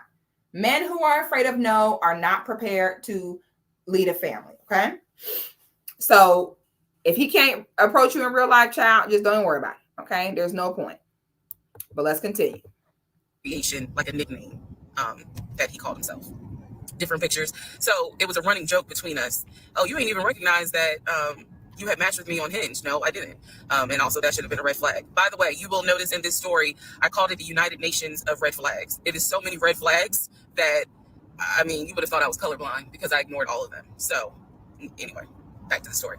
We met around March 4th. We exchanged phone numbers. He called me and we talked on the phone for the first time. In the first phone call, he told me that he had just moved to Georgia from California, from San Diego. His job had transferred him because he was being transferred in as the new regional manager for a major condiment company that is based here in Georgia. I'm not going to say the name.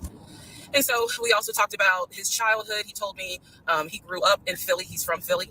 Both of his parents were deceased. This is the first phone call. Both of his parents were deceased. His father was a Philadelphia police officer. His mom was a teacher. He also told me he briefly lived in Augusta with his family. He had 2 brothers and 2 sisters. He also had 2 half-brothers on his dad's side. First phone call. So I'm just giving you guys the backstory. This was the first phone call we had. So we talked about family. We talked about friends. We talked about our jobs. At the time, I was working at Georgia State Patrol. And he knew this, and he just thought that was like, wow, so you work with troopers all day. Yes, I did. Also in that phone call, he explained to me that he used to play football. He explained that he used to play arena football. I know nothing about arena football. I know about NFL. I know about college. Go Dogs. But I don't know anything about arena football. So he explained to me that he used to play arena football. He used to work at Apple in the off season of arena football. And I remember thinking on that phone call, oh, okay, good for you. I don't know anything about arena football. And I believe I did tell him that I don't know anything about arena football. That'll come into play later on. So he told me, I just moved here. My job is paying for my housing and they are helping me to look for a house. He was like, right now I'm in Gwinnett County, but I'm trying to look for a house, ideally in Atlanta, like Brookhaven, Sandy Springs. He was like, I really would like to move out there. And so I thought, that's great. You're looking to get a house. You just moved here. He was like, I don't really know too many people here because I spend all my time at work and, this job is really demanding. So that was our first phone call. We talked more. He talked a lot, which took me by surprise because I'm not really used to men talking more than me. He eventually asked me out on a date. Our first date was set for Saturday, March 7th, 2020. He asked me what was my favorite restaurant. I said Cheesecake Factory. Now that is hilarious. She was like, shoot, Well, that one girl, she said, I ain't going to Cheesecake Factory. Sis say, shit, that's my favorite restaurant. She like, sure, I go to Cheesecake Factory, nigga, sure. Now, yes, arena football is a real thing. It's like Little League for grown men. Okay, that's the best way I can explain it. It's like Little League for grown men. But arena football is 100% a real thing. It is. Pro tip, any man that talk a lot is full of shit. Real niggas do not talk a lot. Okay, I'm gonna tell y'all right now. Real niggas talk when they got something to say. They do not, when they go on and yada yada yada. That is the number one sign of a man full of it. Real niggas barely talk. I know, it's so ironic, like, oh, okay. Niggas that talk a lot, red flag. Who are you trying to convince? Real niggas barely talk. And so we agreed to go out at the Cheesecake Factory in a location that was in between. I lived in Clayton County at the time. He lived in Gwinnett County. I realized that if you don't know anything about Metro Atlanta, that makes no sense. But basically, we lived about 45 minutes apart. So we agreed to meet at the Cheesecake Factory over at Perimeter Mall, which is in an area. We agreed to meet at the Cheesecake Factory over at Perimeter Mall, which is in an area, Sandy Springs, Dunwoody area. I was excited. Like, I called my friends and was like, I got a date, you know, blah, blah, blah. We'll see how it goes. First conversation was good. Oh, I want to hear Mall, which is in an area. So we agreed to meet at the Cheesecake Factory over at Perimeter Mall. We lived about he lived in Gwinnett County. I realized that if you don't know anything about Metro Atlanta, that makes no sense. But hold on. He asked me what was my favorite restaurant. I said Cheesecake Factory. And so we agreed to go out at a Cheesecake Factory in a location that was in between. I lived in Clayton County at the time. He lived in Gwinnett County. I realized that if you don't know anything about Metro Atlanta. Lord, so Gwinnett County is North Atlanta. Clayton County is South Atlanta. Okay. Baby, for me, I don't met people in Atlanta. I was like, oh yeah, you know, you cool. Where you live? If they say, and I'm sorry, I hate to sound like this. This is no tea, no shade. But if somebody be like, oh, Riverdale, Morrow, Stockbridge, don't worry about it. Don't worry about it. At that point, it's considered a long distance relationship. Okay. If y'all know how Atlanta's set up, baby, getting from Gwinnett all the way down to Stockbridge, no, thank you. Okay. So she ain't lying, boy. Listen. Oh my God. That is a nightmare. That's the other issue with dating in Atlanta. You like, so where do you live? Stockbridge, McDonough. Woo! Woo! Woo! Baby, this ain't gonna work. This ain't gonna work out. Because with the traffic and everything, oh no, baby. I'm so sorry, but you know, we might as well go ahead. And that's for anybody, you know, man, female. If I meet a female friend, oh, hey, girl, you cool. Oh, you cool too. Where you live? McDonough? Because we probably going to see each other. Because, baby, I'm telling you now, I'm not going to drive down there, honey. And there's going to be traffic, all right? Ain't no way. That makes no sense. But basically, we lived about 45 minutes apart. So we agreed to meet at the Cheesecake Factory over at Perimeter Mall, which is in an area, Sandy Springs, Dunwoody area. I was excited. Like, I called my friends and was like, I got a date, you know, blah, blah, blah. We'll see how it goes. First conversation was good. Hopefully he looks like his pictures because, you know, that's always an issue with online dating. Hopefully he looks like his pictures. So on my way to our date, I took 285.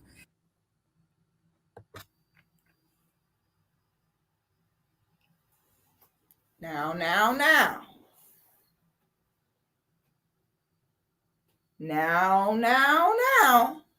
All right.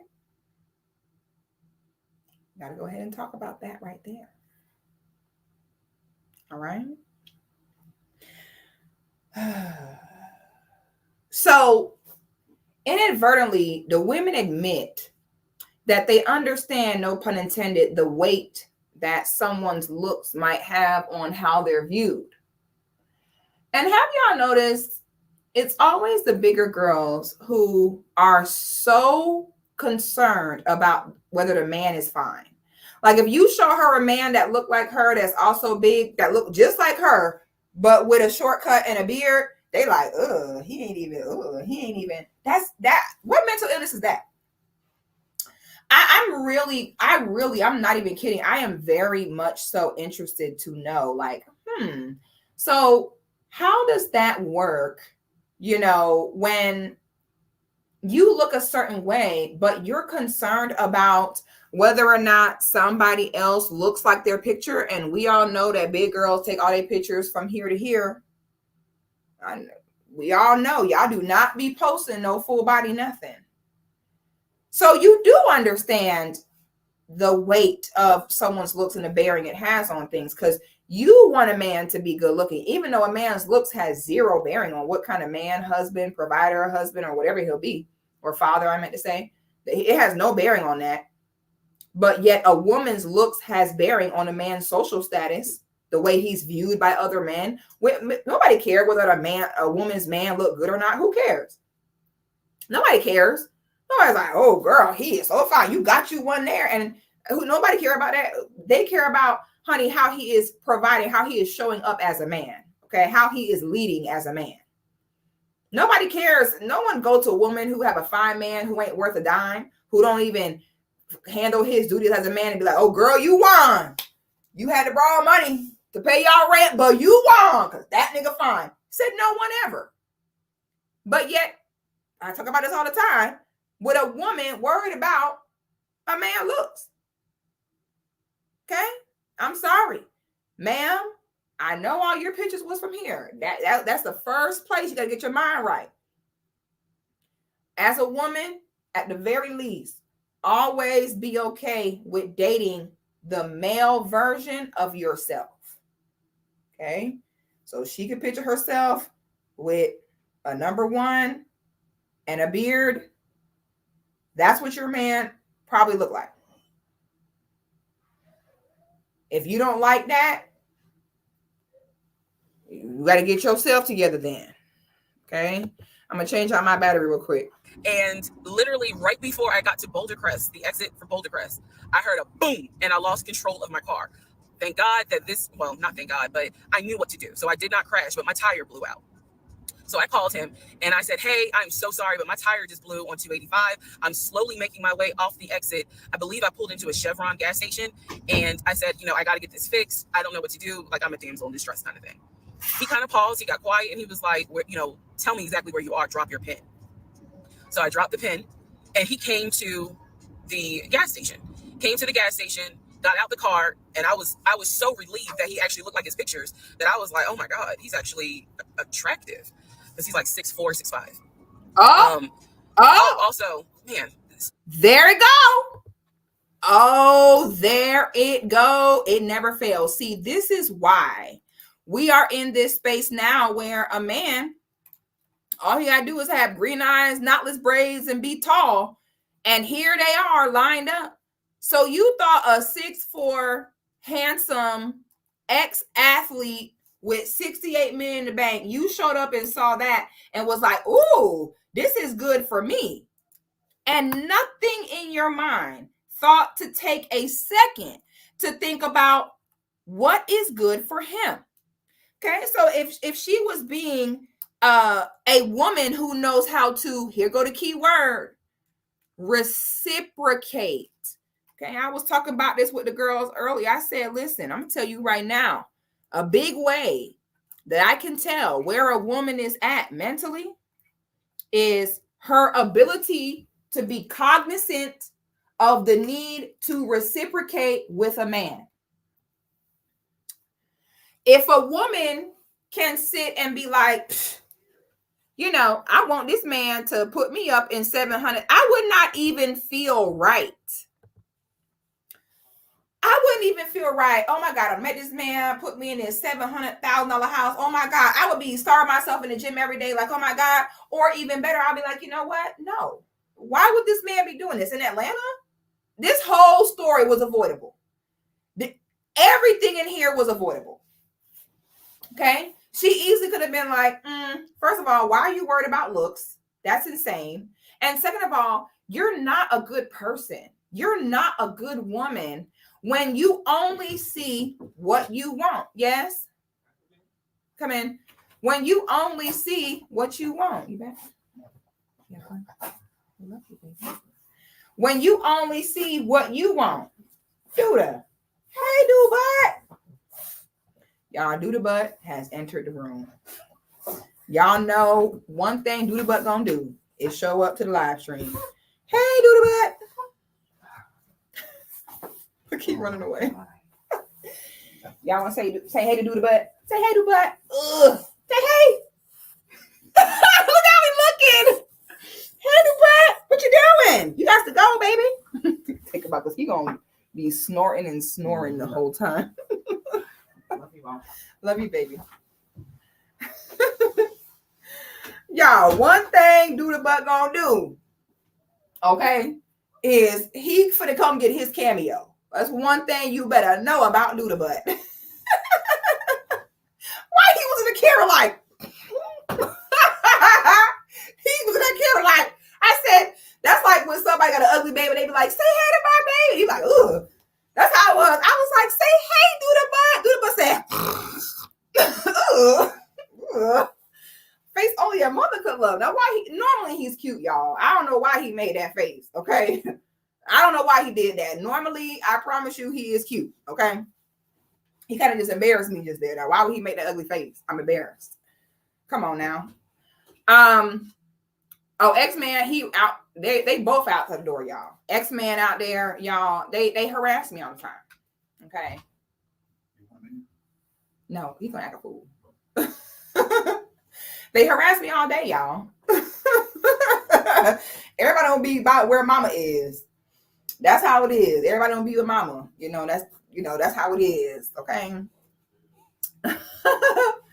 So, you're not a good person as a woman when you are able to only see things of what you need. You're not a good woman when you're selfish. You're just not. It's supposed to be in you to want to add to the life of a man, support the life of a man.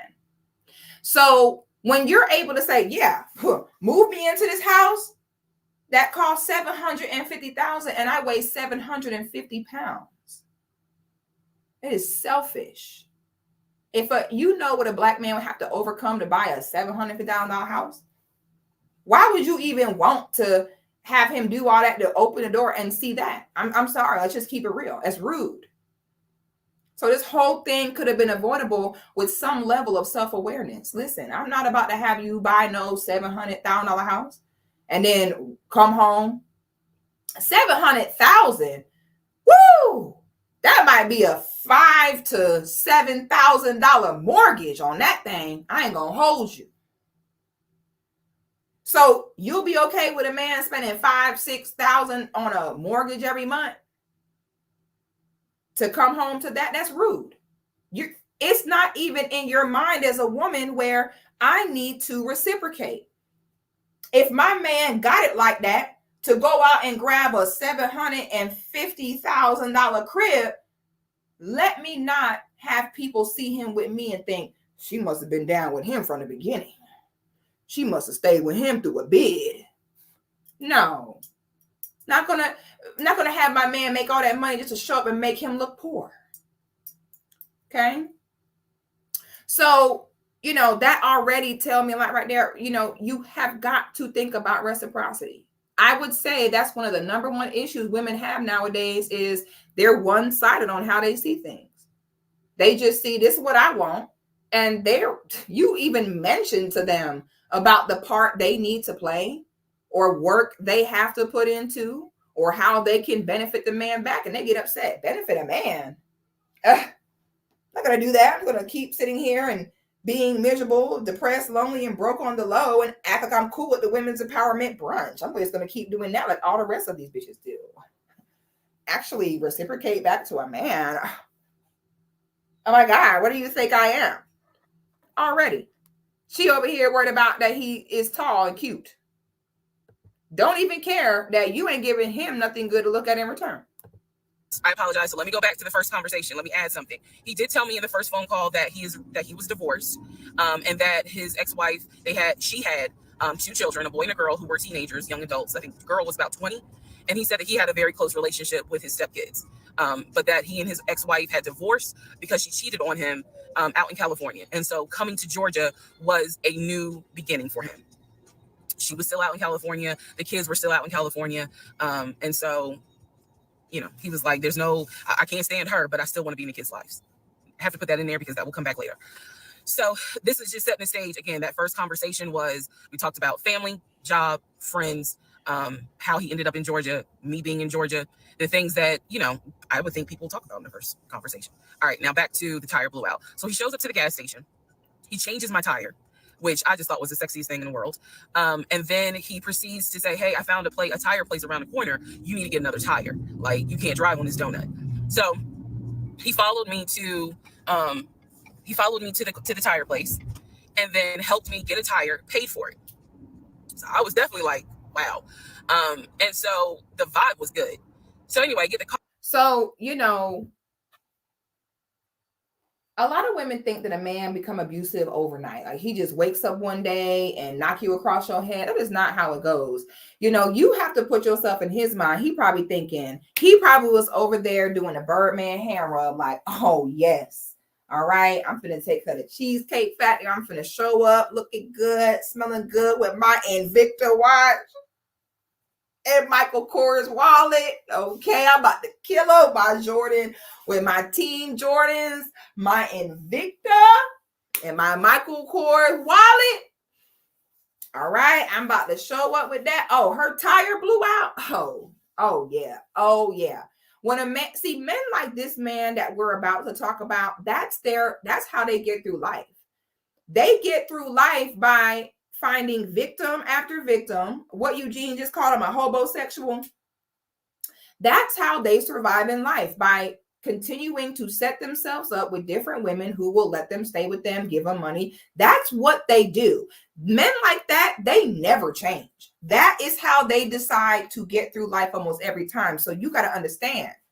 That's why I tell my girls, stay away from the Tyler Perry save you mentality on how you're going to meet a man. That healthy men don't want broken women that need to be saved. They don't. So for him, he probably like, ooh, this tire done blew out. Oh yeah, I'm in there. Oh yeah. Let me go ahead and buy this used tire for her for $35. Put this on. Oh boy, I know her eyes was bucking. So that's his MO. Okay. See, they don't mind spending a few dollars in the beginning if it sets them up to get things from you in the long run. Women do that all the time. They hold on to who the man was in the beginning. And men know that. Long as I just get an idea of myself in her head in the beginning, she'll just hold on to that. Even if years pass by and I've become a totally different person and start acting a fool, she's going to hold on to waiting for things to be like how it was when we first met. And the plot twist is I'm never doing that until you leave me. Then I'll start doing it to get you back. Then when you actually come back, I'll be like, oh, wow, you actually believe I was going to change, and I'll be even worse after that. Okay, nobody act more right than the man that you had to leave. Now all of a sudden he understands what you want. Okay. So for him, she looking at it as like, oh, I was so turned on. Like he got me a new tire. He simply was looking at that as an opportunity. Oh yeah, I got her now. Oh yeah, I don't bought her this $35 used tire. Oh yeah. Thank you. You got the vibe, Miss D. You see it? That's how he looking at it. He like a $35 tire to set me up for years of getting whatever I want from this girl. They will do that. Okay. So that's how he set this up. Let me show up tall. All right. And let me show up with my, $35 in cheesecake. And her eyes was bucking. I get the tire fixed. We follow each other to the Cheesecake Factory over in Perimeter. We hold hands walking into the Cheesecake Factory. So in my mind, I'm like, this is just this. Oh my God, I had butterflies. That's the look of a woman who had butterflies. So I had butterflies. I knew it. And I knew it.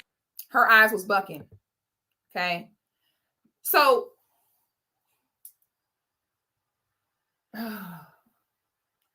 I'm trying to say things in, I'm trying so hard. I've been trying to do this thing where I'm like, I don't really like it though. Like sometimes I like my old self where I just, you go low, I go to hell. like read people for feels. Sometimes I miss that. Like I've been trying to change my life a little bit and like be a little bit better with that. But to be honest, y'all, I don't like it so far. I kind of miss being able to just say what I need to say. All right. Not this whole thing of, oh my God, you know, I want to say it kindly. I kind of don't like this. I don't know how y'all do this. Okay. It's very 0 out of 10 for me. But you know, a lot of women will say butterflies. Butterflies are not a good thing. Butterflies is actually your womb telling you it senses danger. A lot of women don't understand how deeply your womb is connected to your brain and don't remember that the womb is a portal between Earth and the universe. So when you feel something in here, it means something. And so many women, some man don't wrote a romance novel and said, here she had butterflies in her stomach for me. And now these girls so done talking about, oh, girl, I had butterflies. Ma'am, that's your intuition telling you that this is dangerous. Okay. The tire don't blew out. Your womb, your intuition told you, ma'am. So, ladies, stop with the butterfly things. Okay. You know, a man that is for you, it feels safe. Okay. You'll feel happy and secure. You shouldn't. Butterflies is not good. I don't know who started that. Who said that? Who said that? That was like, oh my God, I had butterflies, ma'am. So butterflies means danger, run. Okay, me personally, bitch, if my tire blow out on the way to a date, I'm finna fix that tire and go back home, baby. I ain't gonna hold you. If I go on a date and that tire blow out, baby, I know a sign when I see one, honey, I'm finna go back home. I might just ghost, old boy. I might not even say none. I might just be like, let me block his number. Or maybe be nice and just send a text, I'm not coming, and then block. Okay, clearly something is wrong there. So, you know, ladies, y'all got to stop with the butterfly thing. That was a scam y'all was sold. That's not real. Like, stop with the butterfly. Butterfly is not a good thing, okay? And there's a long wait. And so we sit outside and we just talk. And the conversation's great. And this is where he tells me what it is he's looking for. He tells me, you know, I believe at the time he was 42. He was like, I want to get married and it'd be for real. He's like, my parents were married 40 plus years before my mom passed away. And I want that. I want marriage, family, a house. Like, that is what I want. He's like, I'm as a man, I'm ready to get married, but I want it to be for real, because the first time, you know, it really hurt me when she cheated on me. So he's telling me everything that I wanted to hear. And so he was like, what is it that you— Next red flag. Masculine men don't throw women under the bus for any reason whatsoever. If anything, they'll blame themselves before they blame the woman. Okay. So if you meet a man and on the first date, he tell you about how, oh, my wife cheated on me, red flag. Masculine men do not do that. Masculine men do not put their failures to the forefront in that way. Okay. At the very least, you know, if you say, hey, I was married before and I've been divorced since, you know, whatever time, when you meet a man and he is able to upfront throw a woman under the bus for any reason, run as fast as you can. Masculine men, they'll never tell you. It would have took a lot of time before you actually figured out what happened and why they were divorced. But it is important to find out why someone is divorced. But on the first date, you know, he says, oh, she cheated on me. No, that is someone who is trying to paint a narrative. Masculine men know that everything is their fault. They know that. They don't take the time to, oh, well, the woman, it was a woman. She did it. They don't do that. They take accountability for everything that happens in their life. Okay. So they'll take that as their failure before they just, you know, blast it to you, or she was the failure. That they're not going to do that. Okay. So if you meet a man up front and he's like, oh yeah, my ex, she cheated on me with my best friend on the first date, girl, bye, red flag. Okay. She won. And I said pretty much the same thing. I was like, I'm ready to get married. Definitely want to have a family. And I want to marry my best friend. So we both put on the table that we wanted marriage. And this is the end of part 1. Okay. How we get to part 2? Hold on, y'all. Okay, hold on. I got to pull up part 2. And then we might skip around after that. How do I close this? We might skip around after that to kind of highlight some other elements here. And then we'll give some more commentary now. Hold on, y'all. Lord, I gotta scroll. I am so weak, y'all. Look what TikTok don't put on the girl page, y'all. Y'all, y'all, why is TikTok like this, y'all? Let me make this bigger. They don't sat here and put participating in this activity could result in you or others getting hurt. Y'all, why would they put this on there? Like,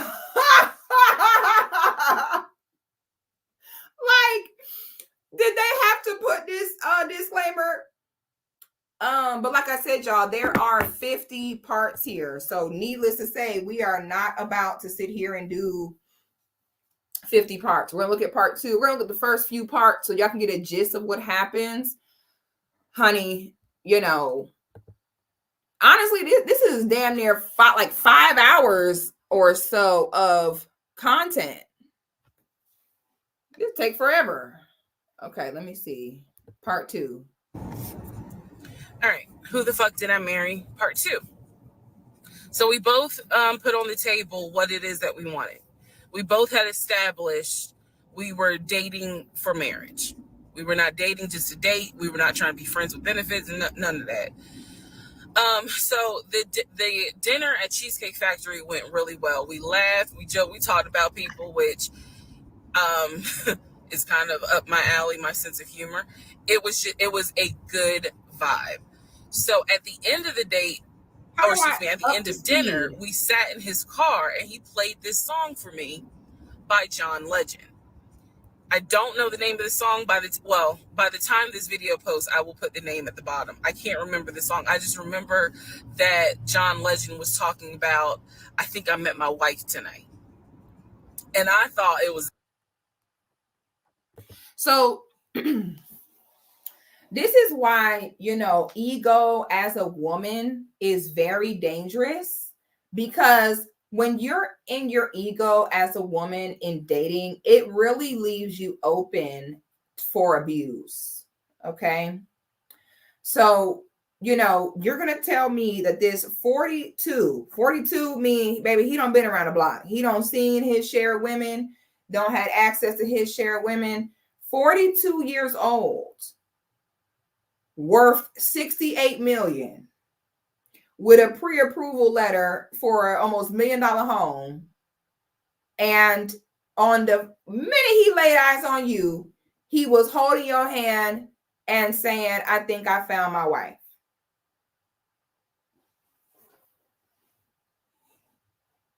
You know, when I speak about how women will put themselves or keep themselves in certain situations just for attention and sympathy, this type of stuff I be talking about. A woman who is self-accountable and stands on business and knows that she will bear the consequence for whatever she does, she's not putting herself in this situation. She's not putting herself in this situation because, oh my God, I'm going to have to be the one dealing with the pain. The healthy women, the minute she sees all this and she's honest with herself, I'm out of there. I'm not about to sit here in this predicament and put myself in that situation to where I have to deal with the pain that she clearly had to deal with in, you know, realizing what this was. But when you're in your ego, that will allow you to think something is happening where deep down, come on, sis. Why won't it let me, how come it don't give me the speed no more? The other one gave me the option to speed the video up. Who the fuck did I? How come this one won't let me do it? So annoying. Some TikTok annoys me. Now the other one let me change the speed. This one won't even let me this won't even let me make it full screen. How do I do this? Where is my Gen Z gang at? Where's the Gen Z gang? Can y'all tell me, how do I make this full screen? How come some of them have full screen but some don't? Can somebody help me? Is it maybe because I'm sharing it? Dang, I want to speed this up so bad. Oh well. Did I marry? Part 2. So we both put on the table what it is that we wanted. We both had established we were dating for marriage. If it's none of that, people, which is kind of up my alley, my sense of humor. It's up her alley to talk about people. What exactly is she saying about people? Ma'am, it should not be up your alley to talk about no one, because I already know your type. Now, the minute somebody talk about you, you'll be the first one saying that's so mean. How could you say that, ma'am? Ma'am, come on now. Let's not do this. Talk about people how? It was a good vibe. So at the end of the date, or excuse me, at the end of dinner, we sat in his car and he played this song for me by John Legend.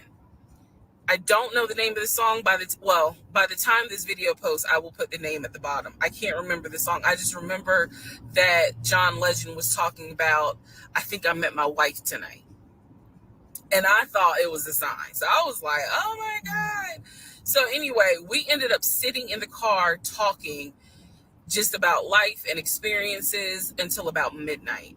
So during this conversation, he again is telling me how it was, what it was like living in California, okay, how he went out there. How do I close the comments, y'all? How do I close the comments? Because everything y'all seeing, that's what I see too. How I close comments? Do y'all see how you do that? I just did it on the other video. I'm not understanding, like, well, how come this one ain't doing it? How come the other one did it, but not now this one don't want to do it? I don't see no button to close the comment box. Oh well. San Diego State. He played football for San Diego State. He talked about how, life, he loved it out there, so he stayed. This is the first day. That's when he joined the company. And then he explained that he also did arena football, but only did it for about 2 or 3 years. He claims that while he was doing arena football, the team that he was on won a championship. But again, keep in mind, I don't know anything about arena football. So I was like, okay, I didn't know that they had championships. And he was like, he got a little offended, like, yeah, they got championships. And, he was on that team. So he talked to me about how he worked at Apple. He worked something in the IT area of Apple, but it was in the store. Again, it was one of those, it's like when I tell people I used to work at Amazon, I really wasn't paying much attention to it. Why? So we talked about all that. We talked deeply into what happened with the ex-wife. It's because I asked. He was not volunteering all this information. So in other words, I get very uncomfortable when men start talking about their ex a lot. That's not what happened. I was asking questions because I was really trying to figure out, okay, are you ready for a relationship, or are you still missing her? So we talked about that. We talked about my exes. That was a mistake I made because I talked about how I dated at one point in time somebody I worked with. That will come back later. And he seemed real cool about it. He was like, that was before me and blah, blah, blah. So the conversation was good. Midnight comes and I go home. Yes, I went home. We ended up talking. I went Mind home. you, our first date was. Look how she said, yes, I went home. Girl, okay. You're saying that as though I know, girl. He was 6'4" and took me to Cheesecake Factory. Like, I definitely, like, of course, I'm going to sleep with him that same night. Did I tell y'all Atlanta is a city of a bunch of women that go on one date with a man and then be sucking dick from the back after the date? Didn't I tell you that? To where now they have to brag like, yes, I did not sleep with him on the first date. That shouldn't be a brag. That should be like, of course you did it, ma'am. Who cares? Okay, that ain't okay. Oh my God, he took me to Cheesecake Factory, girl, but somehow I resisted. Yes, I went home still. Okay, I got a key lime cheesecake and everything, girl, but I still went home. Like, that tells you where her options are. Okay, girl, 6'4", arena football and cheesecake. Somehow I kept my legs closed. It was hard though. Oh my God. It was March 7th. And within about 2.5 weeks, Brian Kemp, our governor, shut Georgia down. We were going to be on lockdown. So during those 2.5 weeks, we talked every day. We went out again at Red Lobster. I remember Red Lobster. But everything was going great. God, I don't want to say what I want to say. I'm not going to say it. I'm not going to say it. Y'all already know what I'm Where are we going to quarantine? So the question was, are we going to quarantine at his place, which he had like a studio type of situation. Like, it clearly, where he was staying, I was like, it's like a studio apartment, but he kept telling me like, this is temporary because I'm looking for a house. Like, he showed me the email from a woman who worked at the company where she was out on maternity leave, but she was putting him in contact with a realtor to help him find a townhome or a single family house. So I was just like, okay, this is definitely temporary. Like, he's not trying to stay here long term. And she was apologizing in the email. I'm so sorry, this should have been taken care of before you got here, but it wasn't. Da, da, da, da, da. I saw the email. I read it. I read the email. So the decision was,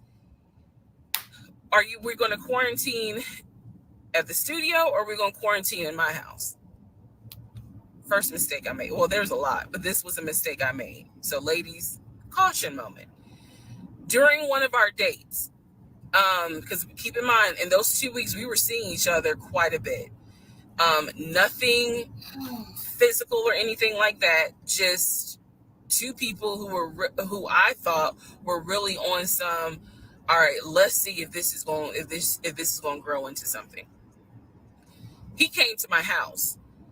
When he came to my house, I had a 3-bedroom, 2.5 bath townhome. He was in his studio. Now, I'm telling you guys all of this in order of how it happened. So some things I'm probably going to insert what I was thinking and the mistake I made. Can I turn this off? No. Okay, I still need that. And I say that to say that I did not realize. Now I want y'all to know, okay?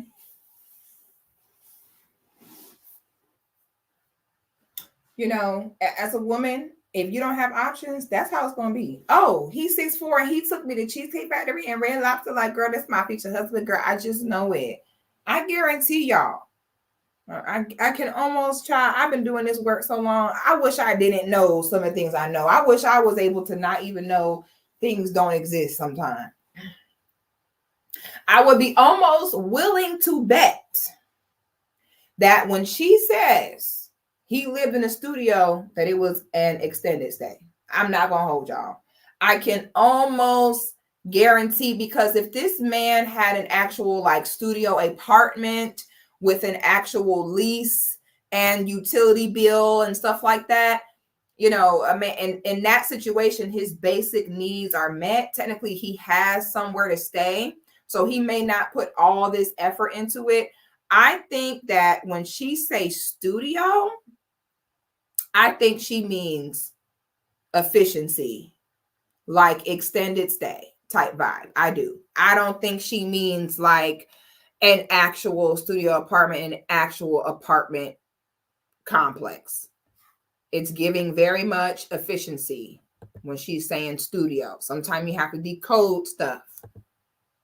Inviting him to my home probably made his eyes go, oh shit, she's a keeper. She got this.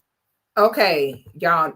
That I know the nigga walked in that townhouse. His eyes probably was bucking like, ooh.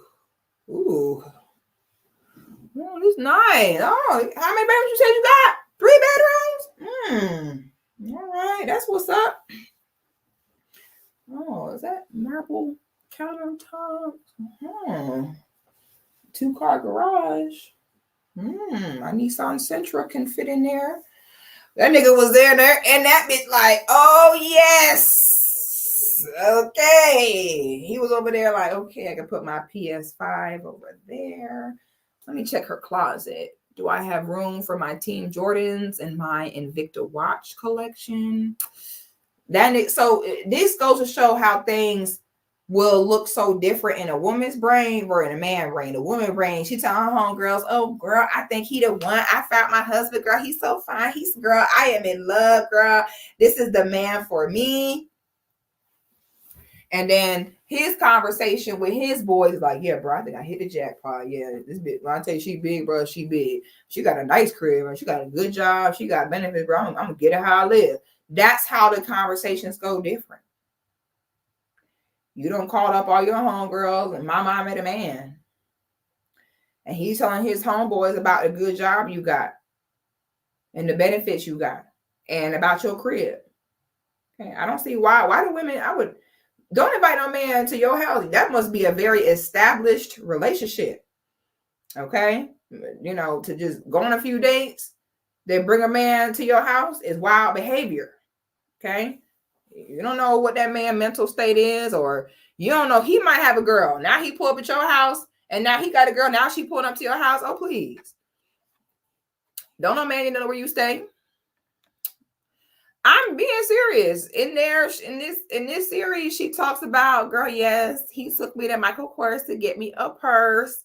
I'm sorry, it's kind of funny. Like, I want to create a comedic series behind this. Like, yes, girl, he took me to Cheesecake Factory and he had on an Invicta watch, and then he took me to Red Lobster, and then he took me to the Michael Kors store.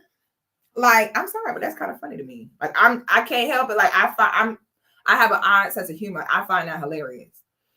And I'm not saying nothing wrong with Red Lobster and Michael Kors. Like, it's just funny in my head. Yeah, girl. Probably tell homegirls, he took me to Michael Kors and told me get whatever purse I want, bitch. But I ain't shit. Don't be like me, okay?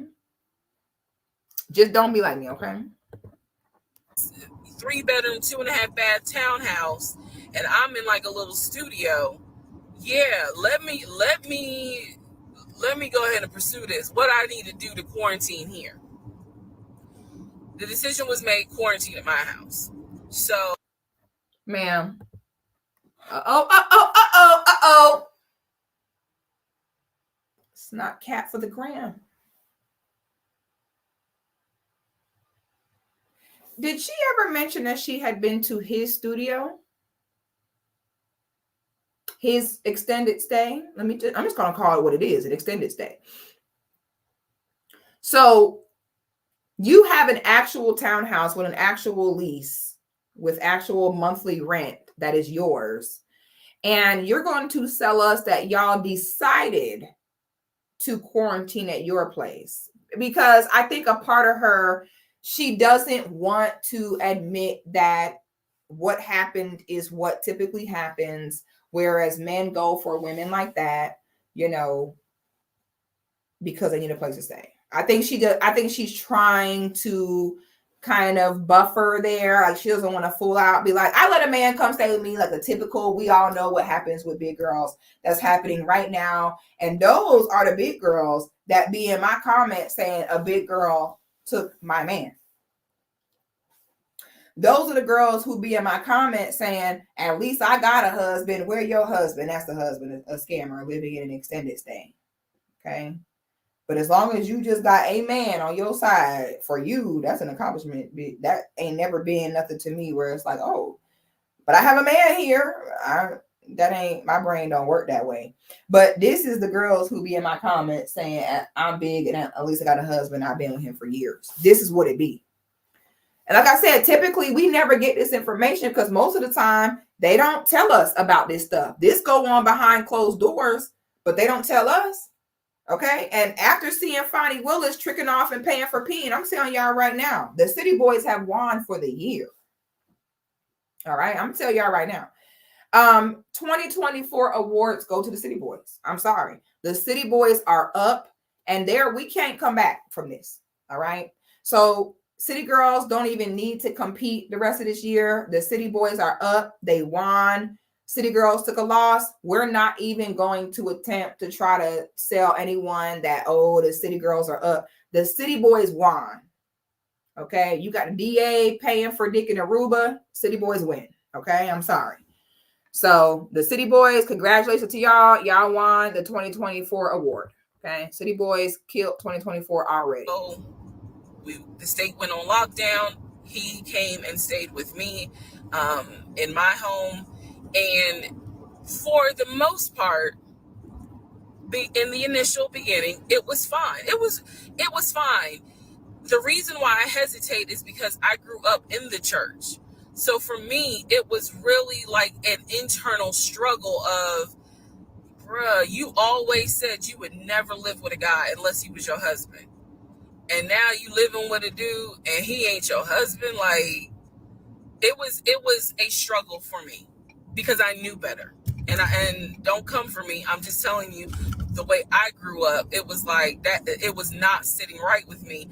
But at the same time, I didn't want to quarantine by myself. I did not want to. So there we go. The Christian religion is so fascinating to me because majority of Christians cannot abide by really what is the foundation of the religion, which tells me you don't like the religion because I like bananas, except the yellow and except the peel and except the texture. So you don't like bananas. Everybody claim to be Christian, but the number one golden rule of Christianity, which is to save yourself from marriage, not shack up unmarried, none of y'all follow that. So being a Christian is a scam.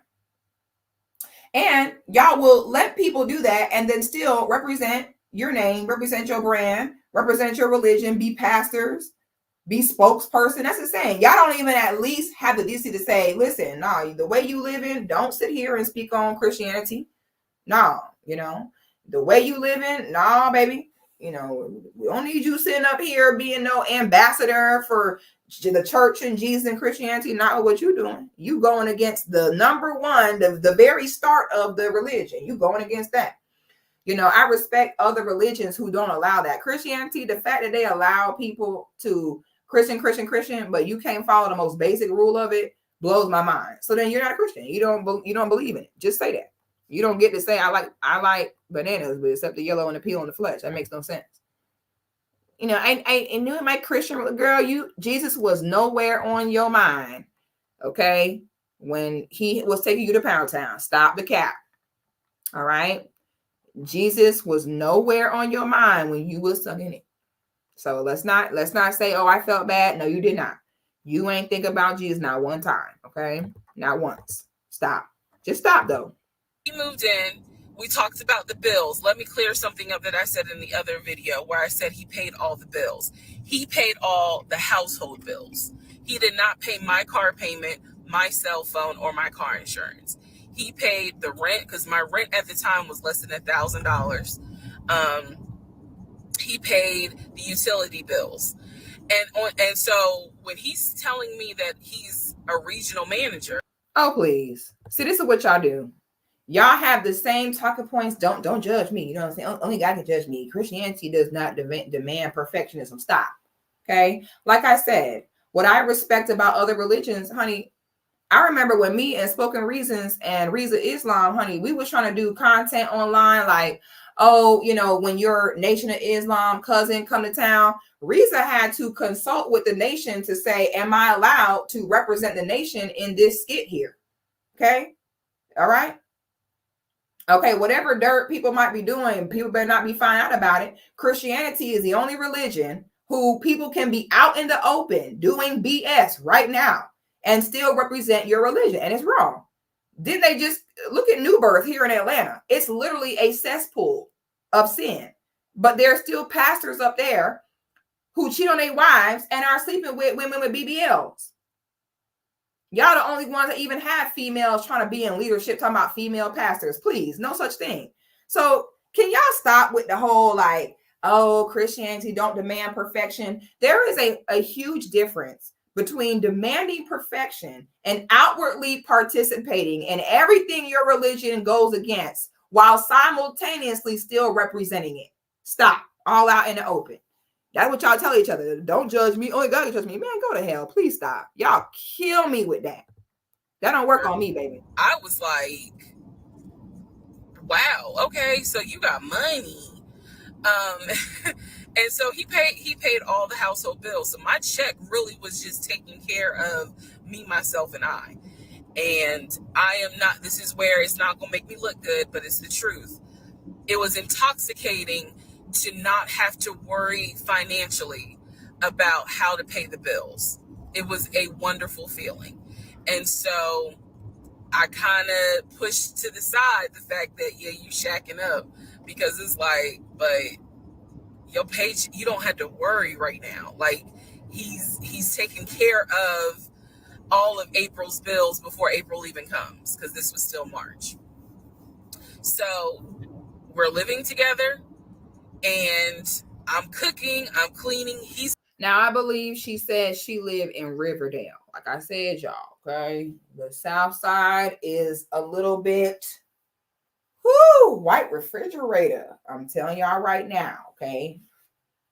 Yes, you can have a 3-bedroom in the South Side for $1,000.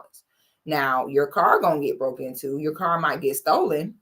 You know what I'm saying? You're gonna get robbed. I'm just telling y'all the truth. But yes, it is that cheap, especially if she's talking about back in 2020. Yes, Riverdale is that cheap. No tea, no shade. You live in Riverdale. I'm not here to say anything, but the South Side is white refrigerator, just a little bit. Okay. Now I want y'all to also know what I think happened here when she was like, oh, he was paying all the bills. First of all, the rent $1,000. That probably is what he was already paying or more at his extended stay. He probably was already spending at least $1,000 on the extended stay. So he probably like, shoot, I can actually pay less paying her rent. This also was around a time where they had, the PPP loans and stuff like that. So some folks were saying that he had got a PPP loan, and so he thought he was balling. So he probably was paying the rent with the PPP loan. He was probably like paying less, on her rent than he was paying, because them extended stays gonna be expensive. Them extended stays definitely be more than $1,000. You know what I'm saying? So let me see. So yeah, that's plausible. He's helping to cook and clean. And then we have a conversation about house. Is he still going to buy a house just for him? Or is he going to buy a house where it's for us? Because we are going to try to make this thing work, be official, get married, have a family. So the question now on the table is, what are we going to do? Because I didn't want to stay in Riverdale, Georgia. I did not want to raise a family there. I refused to have a baby in Clayton County. So the decision was made, let's start looking for a house for both of us. Remember, he was already looking for a house for him. But then he was like, you know what? We're together. I plan to marry you. Let's look for a family home for the two of us. He was like, this is how much I was approved for. That's when he showed me the Chase paperwork. It was a letter stating that and it had the Chase emblem at the top. He showed me a letter stating that he was approved for $700. All right. Who the fuck did I marry? Part 2. So we both put on the table. All right. Part 3, who the fuck did I marry? So this is when he showed me a letter from Chase with the Chase logo at the top, stating that he had been approved for a mortgage for a $750,000 mortgage, or a $750,000 house. So he was like, we can't go over 750. And I said, I remember asking him, can you afford the mortgage on a $750,000 house? Because I know I can. This is when he explains to me, I told you how I played arena football. I invested my money really well. So he said, I have money that will help pay for the mortgage. He was like, we're good. Like, I'm financially, I am okay. He was like, that's why I'm able to get approved for a $750,000 mortgage. So he told me that his money was in different savings accounts. He said he had an account with Chase Bank, he had an account with US Bank, and he had an offshore account. This is what he told me. The offshore account, I was like, why? And he explained something about, the US, the US imposes taxes on money when you have a certain amount in US banks. He was like, so everybody knows that it's smart to have some money in an offshore account. Y'all, look, I live paycheck to paycheck. I was like, okay, that's whatever. I said, so you have the money to pay for a home. I'm also holding in my hand a letter from Chase saying that he was approved for $750,000. So I went off of what I saw. So we contacted a realtor. I won't say his name, but man, if he ever sees this TikTok, I owe this man such an apology. But we contacted a realtor who was based in Cobb County, because I was very adamant I wanted to move back to Marietta, Smyrna area in Cobb County, Georgia. He was fine with that. His whole attitude was, you're going to be my wife, happy life. So we met a realtor. I would find houses that I wanted to tour. Keep in mind that this was COVID. So at the time, we could not tour a home. It would have to be a virtual tour. So this particular realtor, we found a house in Douglasville, Georgia. Not Cobb County, but nevertheless, it's in Douglasville. I was fine with Douglasville. So we found a house in Douglasville, Georgia. The realtor did a FaceTime tour of the house. The house was a nice home. 5 bedrooms, 4 baths. So we did a FaceTime tour of the home, and the home was listed, I believe, roughly 400 and something thousand. I really liked the house. I could see myself living there. I could see us living there. Could see us with the kid there. This is now April. So let me get this straight. You meet a man in January, and by April, you have convinced yourself that you are just so beautiful, gorgeous, fine, and amazing. Even though he don't know you on the first date, holding the bitch hand, walking into the Perimeter Mall on the first date is wild behavior. Walking in Perimeter Mall, holding the big hand that big that you just met. Clearly, this is a man with an agenda. Okay. Perimeter Mall is a spot. There's lots of people there. Walking in there, holding someone's hand on the first date in general is wild behavior. So you meet a man in January, and by April, he wants to marry you and put you in a $750,000 house and have children with you. Y'all. See, not having honest conversations with each other as women is how we don't progress. And the reality is a lot of women don't want to put the work in that it takes to be better and do better.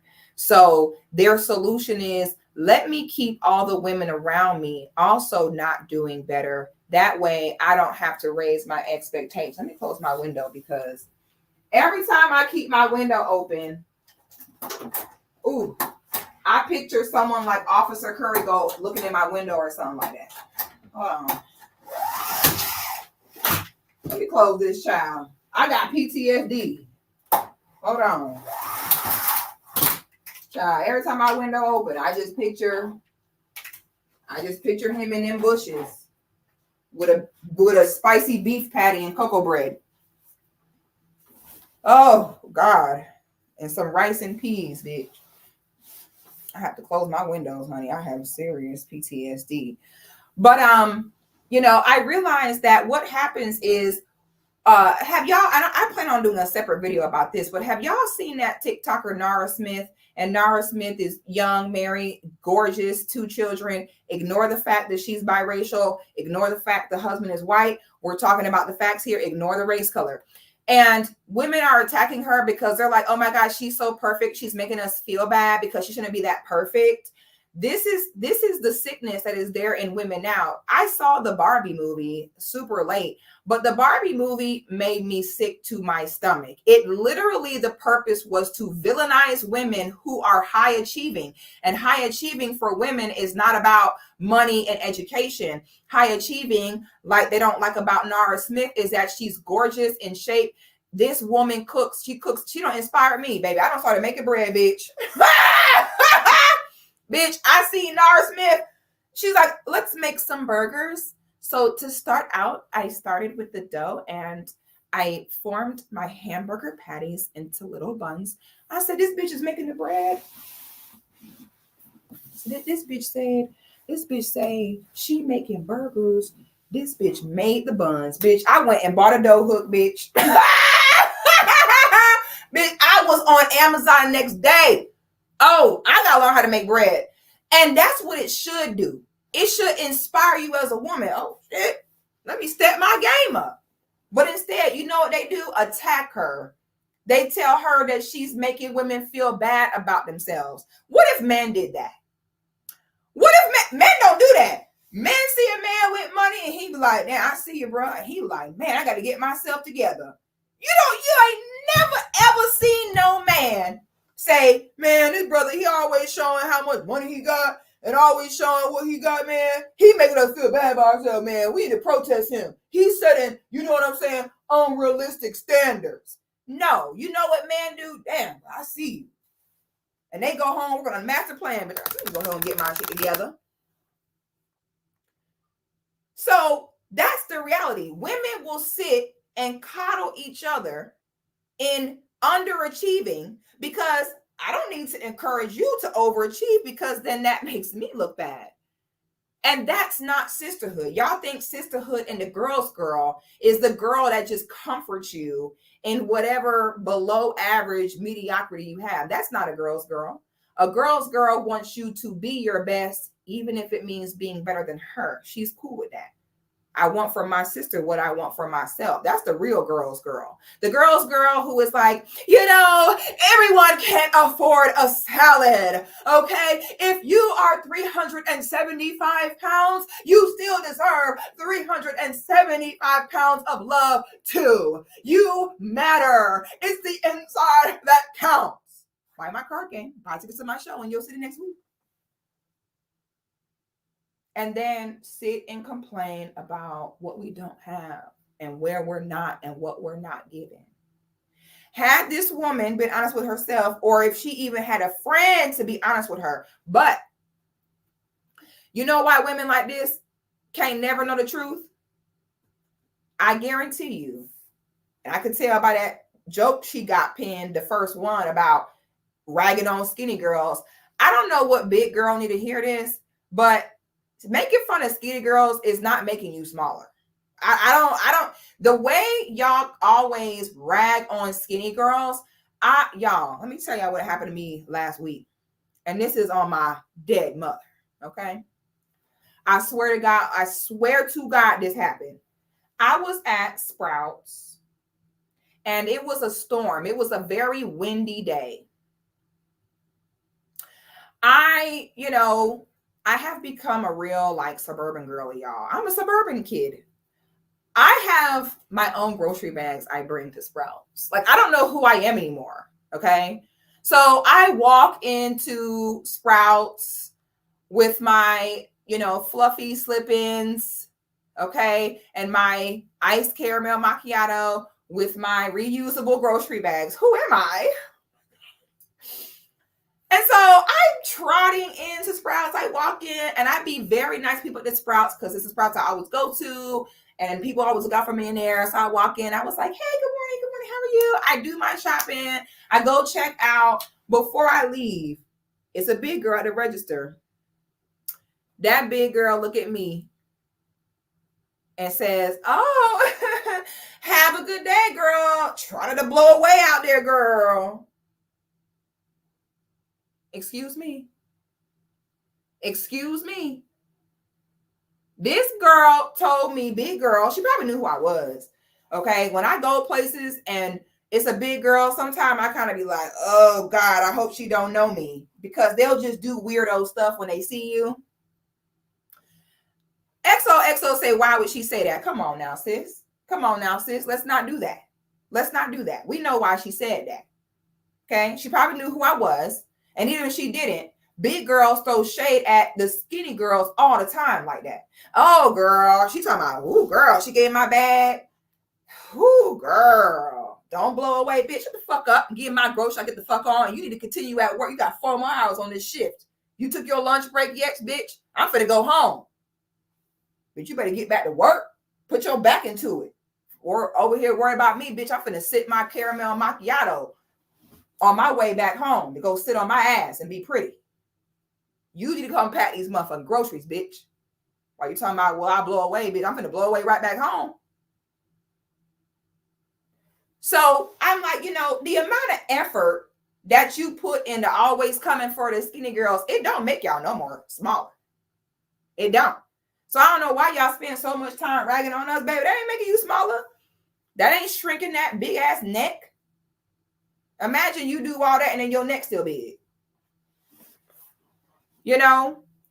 So I realized, this woman is a perfect example. Again, I'm not ragging on this sister particularly, but this is an example of this woman having no women around her who want her to be good or want her to be better. And I'm amazed, after 50 parts, there are not more women coming forward like, come on, sis. Now, this man targeted you because he looked at you and could tell that no men were checking for you. And I know no men were checking for you because you had to fight to keep your legs closed after a first date and second date at Cheesecake Factory and Red Lobster.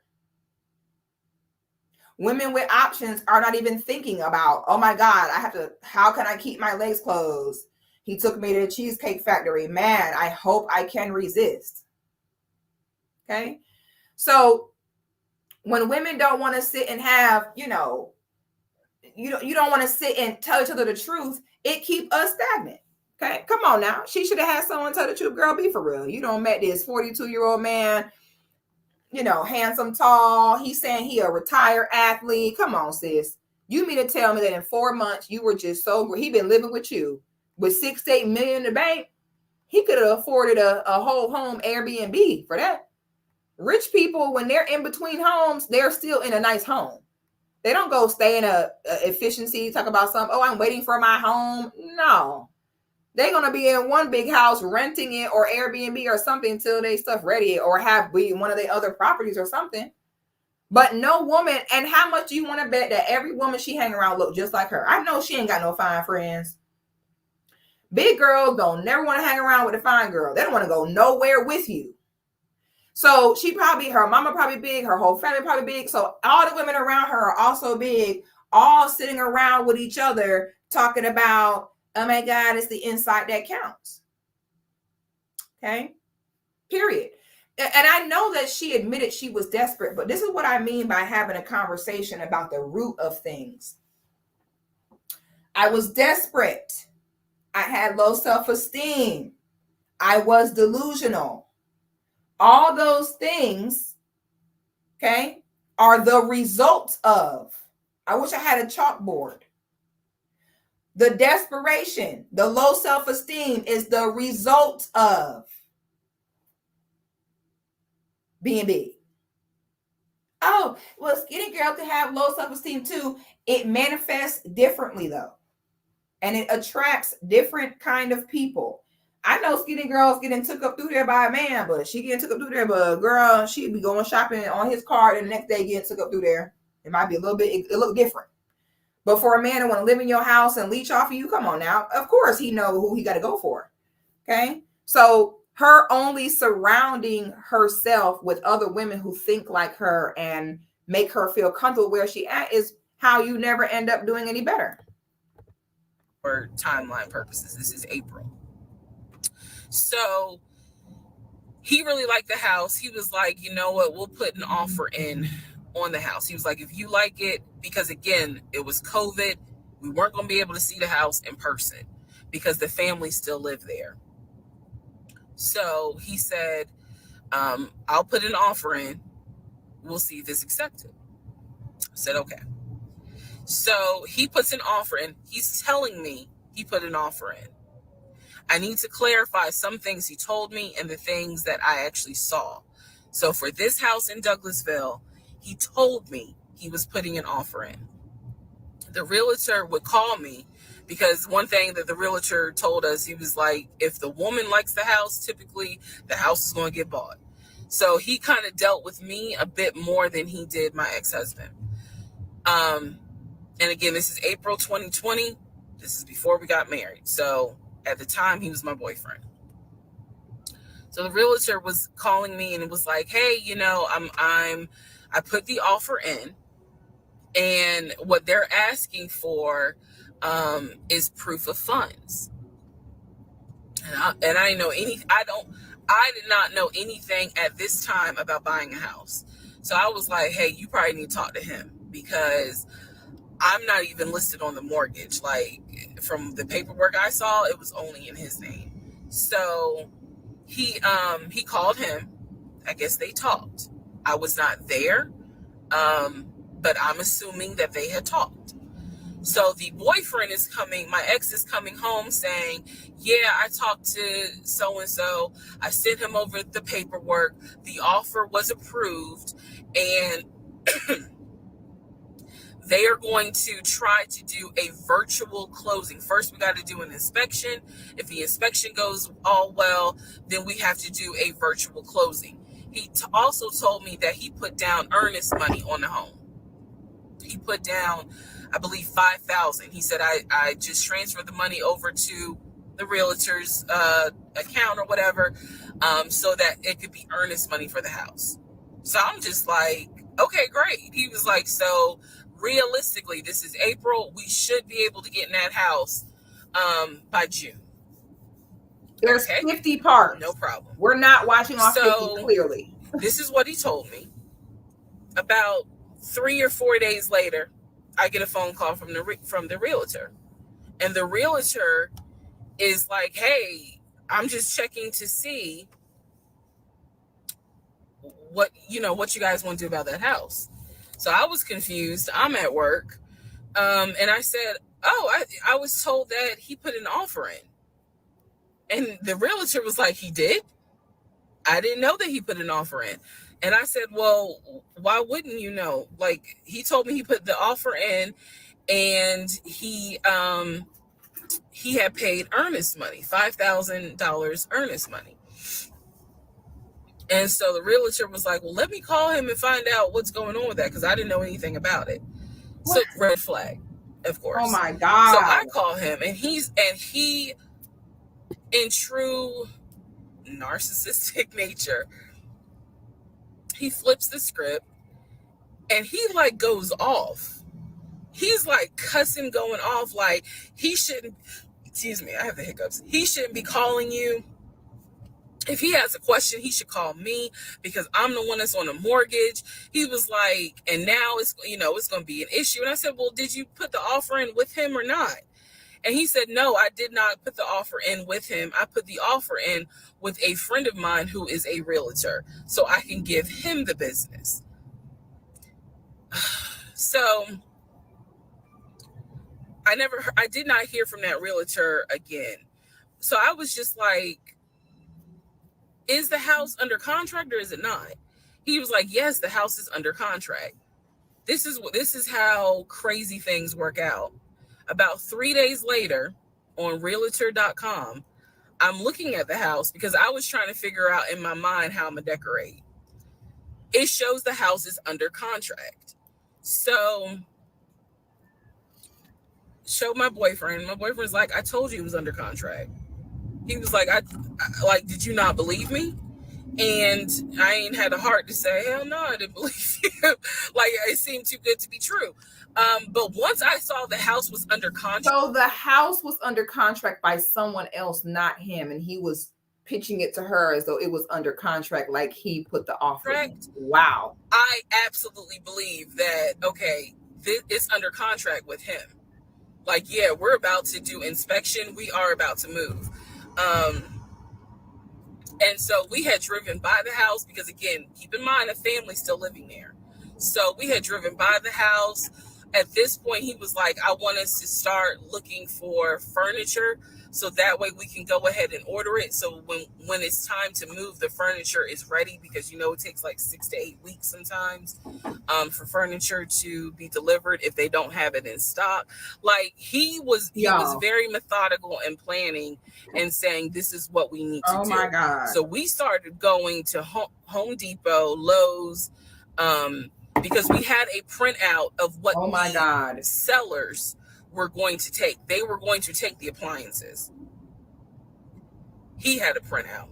Let me be clear. He had a printout. So it said on there that they were going to take the appliances. So we needed to get a new stove, new refrigerator, new microwave, all that stuff. So we went to Home Depot and Lowe's, and I went ham.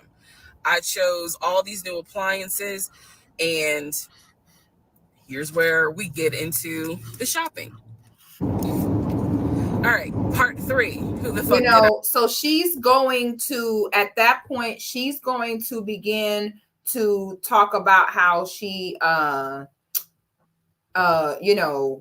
this man don't told her, oh, we about to go shopping. We about to get all the appliances.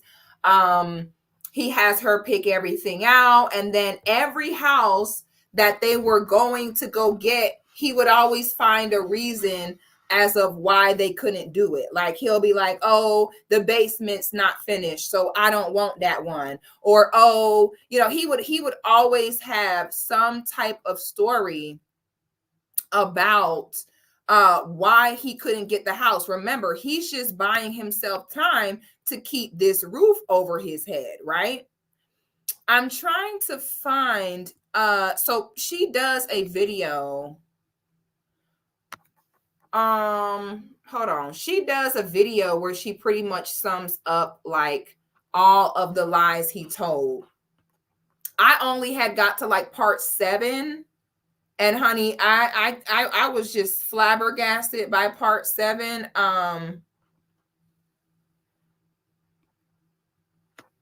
Now, she deleted a lot of the parts.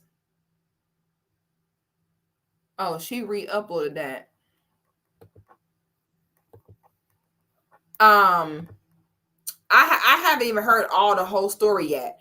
So this man don't met you in a few months. He want to buy you a $750,000 house, wants to take you. Oh, baby, you can pick out whatever furniture you want, pick out what you think. You really believe. This is what I mean when I have these conversations. I don't care about, oh, some men like big girls. Okay.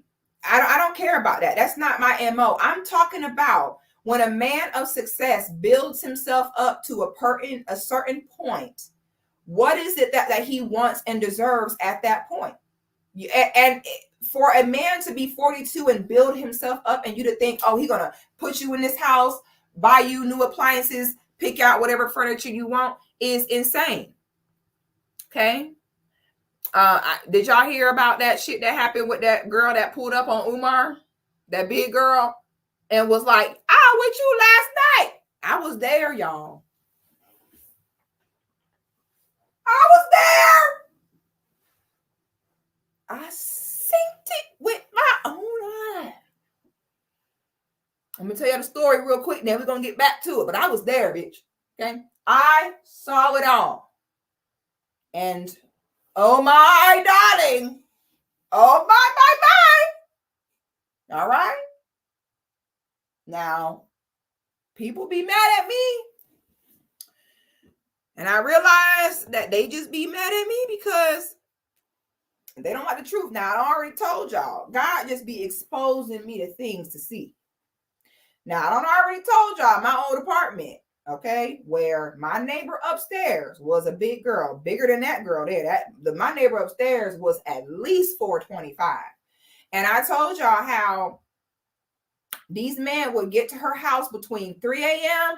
and be gone by 7 a.m. at the latest. I told you about the one brother where he was pulling up at like 2 a.m. I was outside walking my dog, and I came around the corner, and he was like, oh, and got scared because he clearly had a girlfriend and thought I was her and thought I had caught him cheating. He almost shit himself. And I think he knew who I was because he looked so guilty and was like, imagine you go and sneak it in a big girl house at 3 a.m. and Sixthegoddis see you.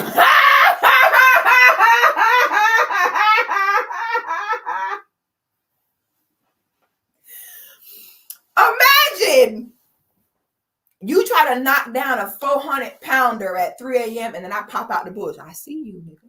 I see what you doing. That nigga was like, oh. He was like, oh, shit. Mm-hmm. Yeah. Mm-hmm. I see you. Thought you was going to come in here and nobody was going to know. I see. God sees you right now. Okay. Saving the rhinos. You want you a conservationist? So, y'all, let me tell y'all about that Umar, y'all. Oh, I'm so sorry, but I got to tell the story real quick because this proved my point again. Y'all. So me and my little sister, my little sister hit me up. She's talking about, girl, they having some Black expo.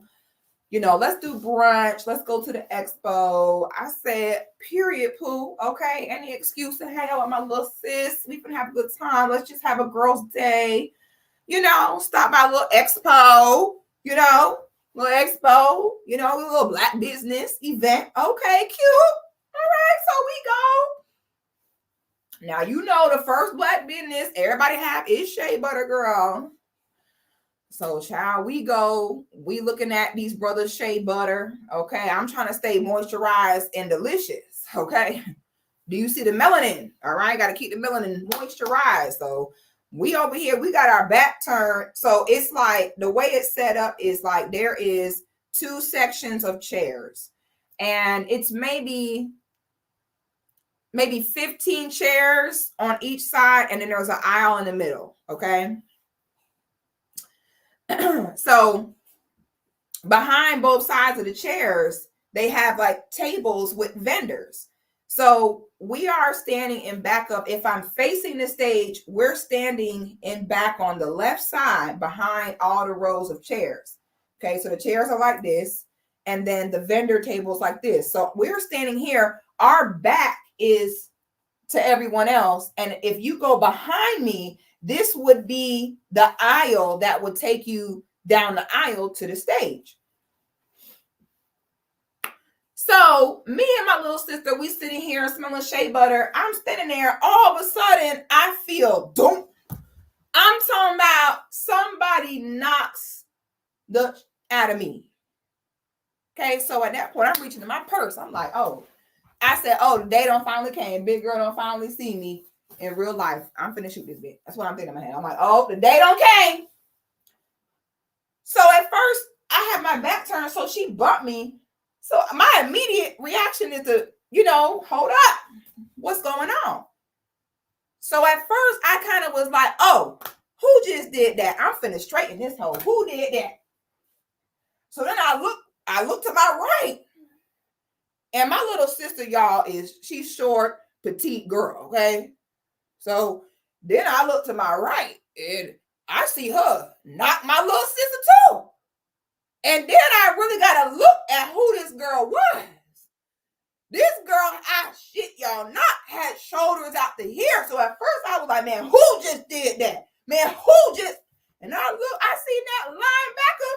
Then she bumped my sister. My sister said, and I was like, ooh, I was like, well, you know, maybe this one time I can let that go. She probably didn't even really, I probably was in her way. My little sister, how rude, you really should have got out that woman's way. You see that she had somewhere to go.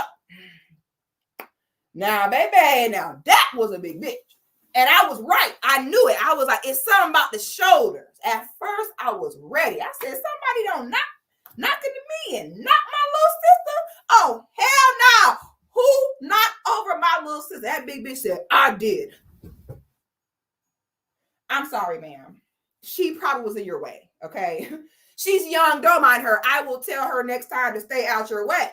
The nerve of you, little sis. I know you seen this woman trying to get through. Bitch. Would have had to shoot that big out. So she almost knocks over me. She almost knocked over my little sister. So then I'm kind of having a moment of like, what is this? And so she starts charging at the stage. But y'all, it was such a blur. It was so unreal on how this was happening that it took me so long to register of what was happening. Like, if that was a mass shooting or something, I might have been dead, because it took me forever to catch on of what was going on. And I don't really see anyone, even the men was scared of her, y'all. Now, I'm not one to be scared of a fight, but even the men was scared. All the niggas was looking at one another like, who gonna go ahead and grab her? The niggas was scared of her, y'all. That's how big this girl was. All the men was looking at each other like, so, you know, one of y'all, you gonna go handle that? And because the men didn't want to be embarrassed, like, damn, if I try to go contain this woman and she be like, whoo, get off me, that's gonna be so embarrassing. So I know I couldn't do nothing, because even the man was like, shoo, I ain't finna say nothing. Okay, I said, oh, who got a gun?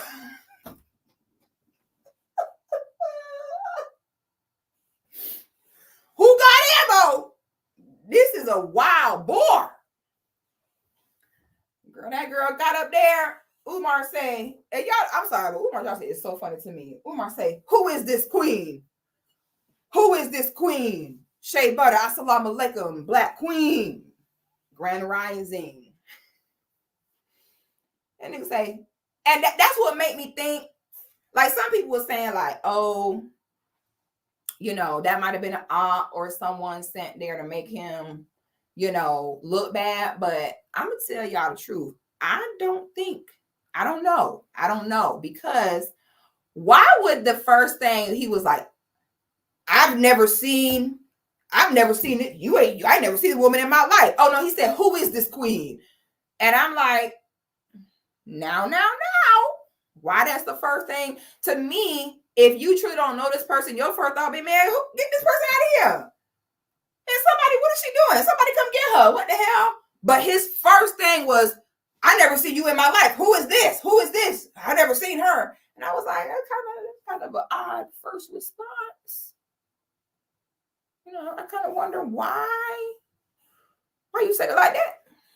Umar. That girl he said, who is this queen? She said, you know, oh, so you don't know me from last night? I said, well, Umar, do you know this young lady from last night? Okay. Then he said, I never see you in my life. She said, yes, you have. Look at this backpack. She threw the backpack. Like, it's kind of funny, but at the same time, damn. Y'all niggas was scared of this girl. Y'all don't let this girl could have had a gun, acid. She could have had a bomb. She could have attacked. Like, y'all was scared of this defensive end. So I ain't gonna lie to y'all. It gives, he did that shit. I ain't gonna hold y'all. It do. He thought that he could sneak out in the middle of the night, you know, get some from Big Shirley, and could act like he ain't know her. Oh, you had the right one with that, Big Shirley. Big Shirley say, oh, you know who I am? I was with you last night. I said, I'll be damn. Okay? Oh, listen, I don't heard too many stories of big girls saying that Umar was trying to get with them. I'm sorry. It's just too many stories for me. I ain't gonna hold y'all, okay? I see some love here. Hold on. Thank you to Anastasia says, love you, Six. You're my inspiration. Love you too, sis. Honey, period. Thank you to the good brother Robert. And Robert says, the chubbies are going to resent this self-check. The mirror can be your best friend when you're not delusional. Facts. Facts. Let's just keep it real.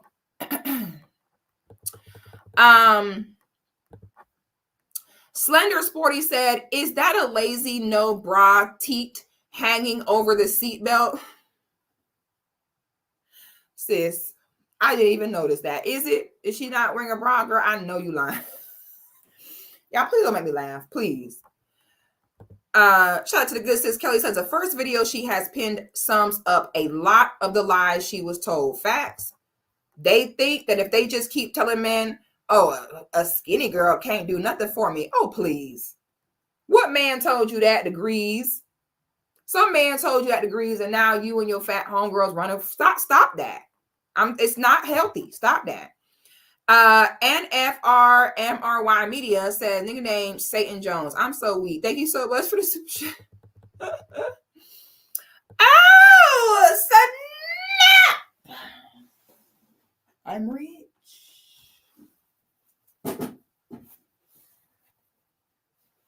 Oh, darling. Thank you, malevolent elephant. You dog you. Getting some guacamole. And an iced tea, darling. Oh, you shouldn't have malevolent elephant. You dog you. I am rich. Where's my shades, darling? Okay. When I do my 69K live, I'll make sure I have my furs and my shades in case that red box pops up, because at that point I'm rich. I'm richer than all you peasants. Y'all haven't seen Madame Reach Beach in a while. Okay. Madame Reach Beach might have to make an appearance. Okay. I'm telling y'all right now. Shout out to the good sis. Danica says, this big girl that used to do my nails said she was with Umar too. I thought he was capping, but now I'm telling you, D, I'm telling you, I saw another big girl on TikTok talk about when she met Umar, he told her right away, like, oh, I'm about to take you to Pound Town. Now, it's too many at this point, okay? It's too many. Umar, you know, you got to stop this. Now, you met your match. Now, you don't have this girl. You thought you were finna get some. You thought you were finna get some. That girl said, not today. Not today. Not now. Not ever. They finna know about me. Woo! Child. Another reason why they don't let single men in leadership positions. We ain't got time for that to be going on. Anyway, so back to the story. So she goes on to speak about how this man would do fake phone calls to his fake family and call his fake family and be like, yeah, bro, she the one. Oh, yeah, bro, she my future wife. She's sitting right here. She said he'll be on the phone like, oh, what y'all doing? Y'all putting something on the grill this weekend? Oh, that's what's up. That's what's up. What y'all about to make? She said he would literally conduct phone calls for 30, 40 minutes at a time with nobody on the phone.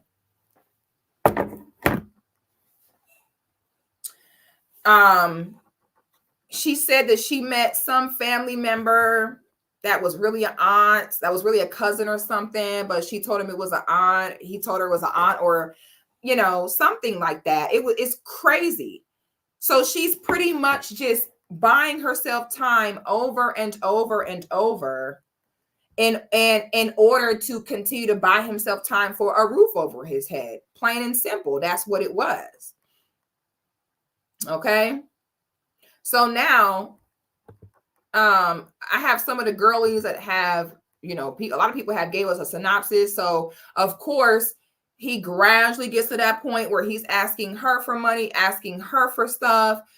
She says something about how he started getting sick, and people are saying this man have the aid. Okay, they saying he got the aid. You know, we don't know for sure, but they saying he got the aid. Okay, saying he got the HIV or something like that. I don't know. She said she couldn't even get an annulment. She had to end up getting a divorce. But I'm gonna tell y'all what I think right now. I'm just gonna put it out there because, you know, when women are willing to take from a man and not even take a moment at all to think about what they can give in return, that normally is associated with women who have big competition anxiety.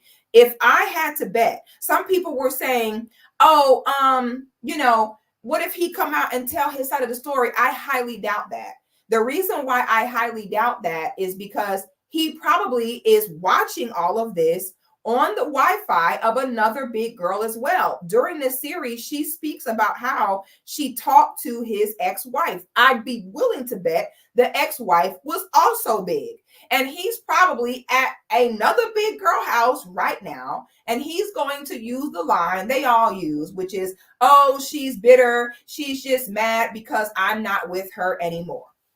I don't think he's going to say anything. He's going to say nothing and hopes that this dies down and goes away so that his new victim, his new big girl, does not know what's going on. But I'm going to be honest with you. Even if she did know, they're not going to leave. I think the only reason why she left him is because she said he stopped giving her peen. I think had he kept giving her peen and stayed around, she would have stayed. Women like that tend to put the wrong emphasis on sexuality and kind of be desperate for it. The minute they find some good peen, honey, they'll do anything. And women like that be cheating. Men get with a woman like that thinking, oh, I'll get with her because, you know, nobody will want her. There's always a dude that wants to, you know, I don't want to say the word I want to say, it's very rude, but, you know, and she not used to telling no man no. They don't know how to tell a man no. They never had to. So the minute her work husband applied pressure over and over, oh, she going. Now you just got cheated on by a big old girl. You might as well got cheated on by a fine bitch at the very least. You know, if you was going to do that. Some people are saying, why is she just now coming out with this story? I'm going to tell you my theory. My theory is he with a new girl. Nothing makes girls come out the woodwork with their truth more than when a man get a new girl. I think that the reason why she's coming out with this now, he probably got somebody else. I'm not going to hold y'all. And there is nothing like that level of competition anxiety that all of a sudden, you know, she want to smear this guy. To me, she would have told this story a while ago when it happened. If I had to guess, he probably got a new girl, and that's probably why she is now coming out with this story. Okay, so I'm gonna show y'all this. Let me this should be the part here. So I wanted to highlight the part where she speaks about money she gave him. I have not seen this part yet, but I'm being told that she speaks about it here. And I want you to note, now we're on part 26. I want y'all to note how gradual this was. This is how women get stuck in relationships that really are going nowhere. Now you're so invested, child, you can find out everything is a lie. You're going to still be there, okay? Because he don't trick you out your time. He don't stroke your ego so well. You almost can't turn back now, honey. You committed to this now. They're not going to come on the first date like, oh, take care of me. I'm a homosexual. No, they're going to take their time. They're going to take their time. We at part 26. So let's go ahead and see what this is about. I haven't seen this yet. Part 26. Who the fuck did I marry?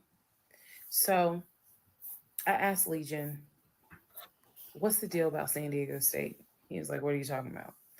And I said, why is there no records of you there? Just came right out and said it. Without missing a beat, this man said, well, he said, what? Well, I was a private citizen. Without missing, Legion, what's the deal about San Diego State? He was like, what are you talking about? And I said, why is there no records of you there? Just came right out no records of him at the college. Okay. Said it. Without missing a beat, this man said, well, I was a private citizen. What the fuck does that mean? And what he said is that when he started at San Diego State, his father paid money So, okay, it's important not to say this What? with a straight face. His father paid money so that his name and social would not be publicized, and he would be considered a private student, a private citizen. He said that he had a card where all he had to do was show the card. He does not have to give his name. He does not have to give any information because he had that card. He said so San Diego State would not have any record of him, but he was in fact a student there. I said, and you claim that you played football. He was like, I did play football. What the I fuck? said, so you're saying that the school did not publish your name anywhere and they were in violation of NCAA rules? And he was like, why are you asking all these questions? And I said, I'm just curious. I'm just curious.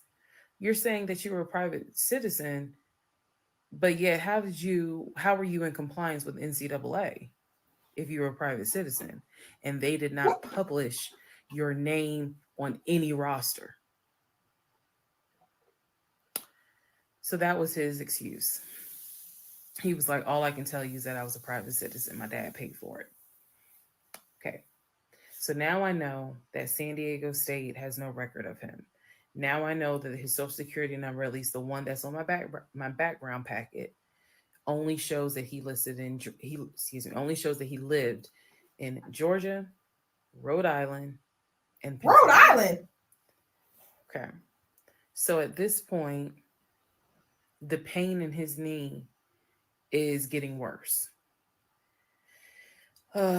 It's getting to the point where when he would come home from work, he would take a shower and immediately get in bed, elevate his knee. He was not even eating the way that he used to eat. It was getting to the point where at times, if you remember when I told you all about the miscarriage, they gave me pain meds because I had taken that pill. Oh, But the yeah. pain meds I was allergic to, so I couldn't take. Oh, yeah. That's what else. That's what it was. God. She ends up getting pregnant by him. Oh, I totally forgot about that part. Lord. She ends up getting pregnant by him. Okay. And, I'm going to handle this gently. I don't play about motherhood and, conception and children and stuff like that. But, when I talk to y'all about keeping your health right to align you, in the best way possible, unfortunately, for a woman of this size, it's very unlikely and almost impossible in a way to be able to have a healthy, fulfilling pregnancy. It is. And she ended up, losing a child, which, unfortunately, so sorry for that. But, in a way, clearly, we are not to say glad, but we're kind of glad in a way that went that way, because it would have really sucked to have an innocent life be brought into the middle of this. This is also why so many women refer to being a wife as slavery. And oh my God, the man never helps me. Oh my God, men just want servants. This is how women end up in marriages where they are just burnt out and tired by forcing themselves into the marriage. I'm going to believe all your lies. I'm going to get pregnant. I'm going to make you need me. Okay. And when you pretty much corner a man into marriage in that way, because that kind of is what it is, they don't repay you by, I'm going to be a good husband. Deep down, he feels defeated. Like, man, I just got this might as well wife. She just don't wait around, got pregnant, did so much to where I pretty much got to marry her. I'm not going to give in and then also give her what she wants and be an excellent husband. They're not going to do that. What they're going to do is be like, okay, fine, I'm going to give you what you want, but I'm going to do it half-assed. That's what they do. All right. So when you see all these women complain, oh my God, don't get married, girl, please go to hell. Okay, that's your dumb ass that forced that nigga to marry you. That's you. Nobody else doing that. A man is only a good husband when he wants to get married. You try to get pregnant, stay around, and just wait until he's so waist deep in your shit to where he might as well gotta marry you. He will not repay you by being a good husband, because men do not want to be told what to do. And that is a subconscious way of telling a man what to do. I'm going to force you into this. And, they're not going to want to do that. So this is an example. Out of all these lies, all these red flags, your response was to get pregnant. I want to keep that man around. I know he lying. I know he full of it. But instead of taking that accountability and walking away and working on myself, instead, I'm going to, let him impregnate me. Like, that's the solution. And then if he was to marry you after that, he'll be a terrible husband. And then we'll have to all hear you project all over the internet about don't get married, it's slavery, I'll never get married again, I don't like this. Girl, please. Okay? Marriage is not no tangible prop that you parade around. Like, look, I'm married. It's a very sacred relationship between you and your partner. It ain't nothing to look, see, look. That's not how it works.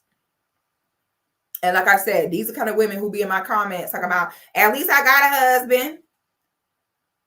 Oh, okay. And that's the husband. A man they had to get pregnant, look, they pray and wait for him to marry her and that he need her. Ma'am, don't tell nobody else that. Okay, let's continue. Take them. But I still had them. Oh, that's what I wanted to say. So she gets pregnant. Of course, with that size, the body can't hold the baby.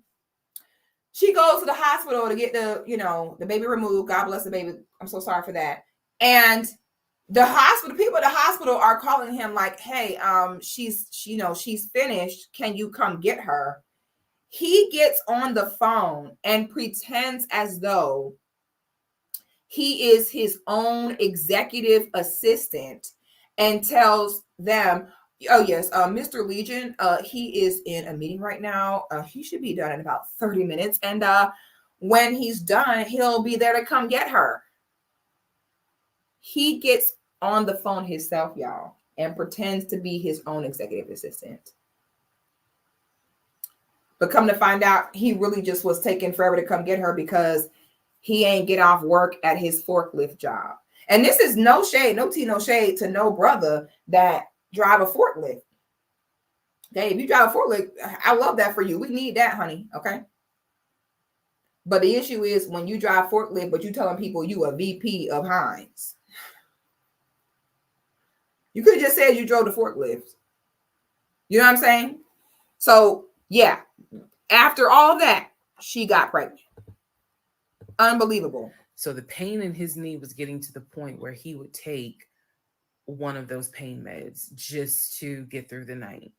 He was constantly in agony, constantly kind of tossing and turning, so much so that in May he moved into the guest bedroom because I couldn't deal with the tossing and turning thing. And he just said he was more comfortable there. So what at first was I hit my knee at work, turned into, no, it was an old football injury. This has happened before. Turned into, it's painful for me to walk on it. Turned into, it's actually hard for me to work on it. But he was still going. You know what that is? 6:15 every morning. You know what that is? Home. That is a man preparing you. This is how they prepare the big girls to take care of them. Oh my God, I lost my job, and they'll come home and they'll act so sad, like, man, I'm so stressed out. What's wrong? Man, my boss, man, that white man always talking to me crazy, you know what I'm saying? Damn, if I ain't had these 3 felonies, you know what I'm saying, man, I could really be doing something good with my life, man. I'm tired of this. Looking at you like, oh man, how am I gonna find a new job? You know what I'm saying? They don't want to give me no letter of recommendation, man. I'm so frustrated, man. Got me in this job working so hard, man. I don't hurt my knee, man. Man, what's wrong? I don't hurt my knee, man. I don't know what to do. He is setting you. This is how they set you up. Let me tell y'all another pro tip. Healthy masculine man, baby, they could be damn near dying inside. They could be all that. They still, their solution will still never be, let me have a woman take care of me. Let me see if I can find this. Let me tell y'all why y'all got to stop with this. Y'all got to stop with letting a man set you up with, oh, you know what I'm saying? I can't really go to work no more because, man, my knee hurt is so bad. Let me see if I can find this. Let me show y'all this. Okay, I done already told the ladies in the Patreon. I done already told the ladies what you need to do. Okay, masculine man, they always gonna figure it out. I don't care. One thing failed, he figure out something new. Never ever in a man's masculinity is his solution, I'm gonna ask a woman. Okay, now I already put the ladies on game about what you should do when a man come crying about some money or crying he lost a job. Let me see if they're gonna put it. Ladies, what did I tell y'all to do of what to do when a man come to you complaining about work and, oh my God, what am I gonna do about my job? How am I gonna pay the bill? What am I gonna do? What did I tell y'all to do? Let me see if they'll put it in the comments what I told y'all to do when a man come to you like that and start setting you up to use you. A man don't never want to look weak in front of you. It's always a red flag. Why you want to look weak in front of me, nigga? If the job ain't working out, find another one. Okay? What I told y'all, pray for him. See, I told them, I said, girl, when a man come to you talking about, oh, my knee hurt, how am I going to work on my knee? I said, this is what you need to do every single time he come do that. Your solution should never be, oh, it's okay, baby. I'll give you some money. How much you need? It's okay, baby. Quit your job. I'll hold it down for us. That should never be your response. Okay? You know what your response be? Pray for him. And I don't just mean a regular prayer. You need to do a violent, okay? A violent, expressive prayer.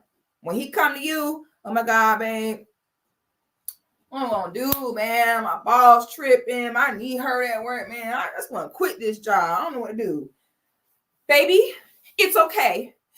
In the name of Jesus, in the name of God, I declare employment on you, baby. You can do this. In the name of Jesus. Shanda, coming to Hyundai. Honda, a Toyota, the job is yours already, baby. A Toyota, coming to Hyundai, Shanda, Honda.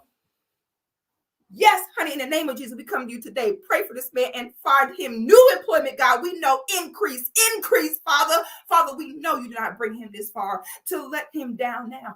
Bitch, start singing. Take me to the king. Bitch, start singing.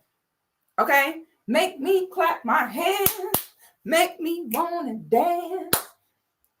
You're going to stop into a new job, baby. Honda, come on, Honda. Jesus. Shango! I said, baby, if he know that every time he present a problem to you, if you Muslim, you need to be like, inshallah, on Allah, you will find a new job. You need to, bitch, you need to put your thing on. What that thing is, put your thing on. Allah. You need to point to the north, bitch. Point to the north. Allah, name of Allah, I know, inshallah, a new job is coming for you. Increase, inshallah. Shamana Handa, Habibi. Assalamu alaikum, shalikum salam. Haram, haram, haram, bitch. I don't know what it is. But whatever your religion is, you need to start violently praying. Because you can't turn down a prayer. So therefore, you know, it's like, I'm praying for you. Okay? So what he gonna say? That's all. Now you're putting him, what he gonna say? That's all you're going to do is pray for me? What you mean? Okay? So that's what you do. Anytime a man come to you for money, just start doing that. He won't ask you no more. Okay? So let me show y'all this. This is why you shouldn't give no man no money. Okay? Hold on.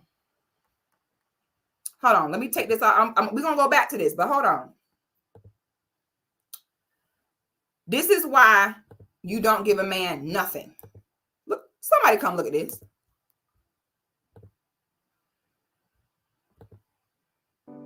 as he tries to climb down the stairs from his truck.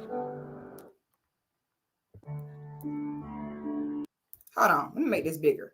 Y'all need every time, okay? Because we're tired of the victim stuff, okay? Women do not follow the rules in regards to men. They overstep their boundaries. Then we have to complain that you had an ill result. Of course you did, okay? Follow the rules, okay? Follow the rules. Men will tell you, don't give no man nothing. Somebody come look at this. Every time y'all are tempted to cripple a man, no pun intended, by giving him stuff for no reason, I want you to think about this man right here. This video shows the 35-year-old Amazon driver, Iggy, as he tries to climb down the stairs from his truck to get into his wheelchair, and makes us realize how small our everyday problems really are. He applied to a lot of companies, but they all turned him down, except for one company that decided to give him a chance. But in the following clip, Iggy shows us just how hard it really is. Damn, man, just getting to work, man. Before he can drive the truck, he has to adjust the pedal assist so that he can operate the pedals at all.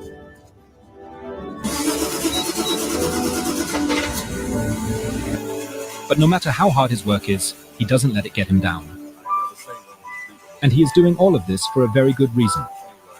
He wants to be able to take care of his family.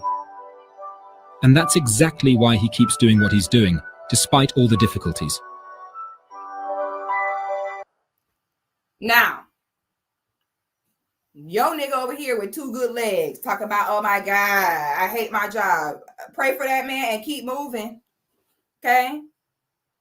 All right? Now, that's a man right there. Okay? This man say, who about to stop me? Who about to carry me? That man say he got a family to provide for. He said he kept applying. Oh, well, one job don't hire you, keep applying, you're going to find one that will. This man decided whatever job will take me, honey, I will go deliver packages while in a wheelchair if I have to provide. Period. Period.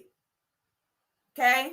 Meanwhile, you got a man over here talking about, oh, my knee. Child, bye. Bye. We don't do that. Okay? And a man will subconsciously resent you when you don't give him his space to be who he's meant to be. Women now treating men like bad bees. If he got green eyes and knotless braids, y'all over here just willing to court him.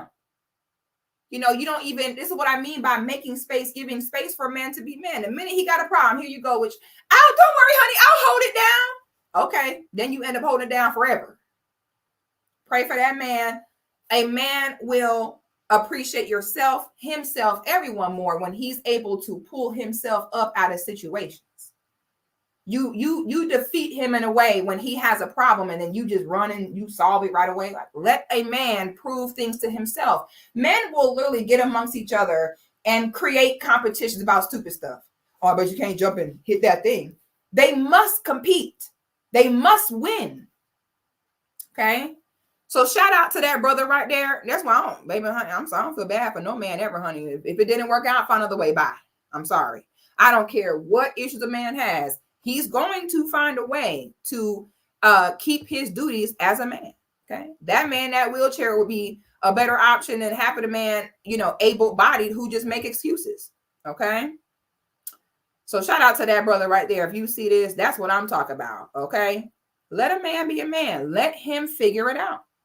Cripple these men. Stop doing that. Then complain. Let's continue. Between 3:30 and 4. So it is, again, I'm just giving you guys the chronological order of how all this happened.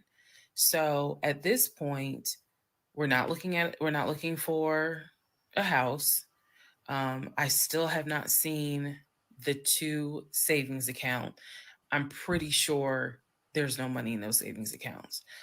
But again, he was going to put in an all cash offer with Amber, the realtor.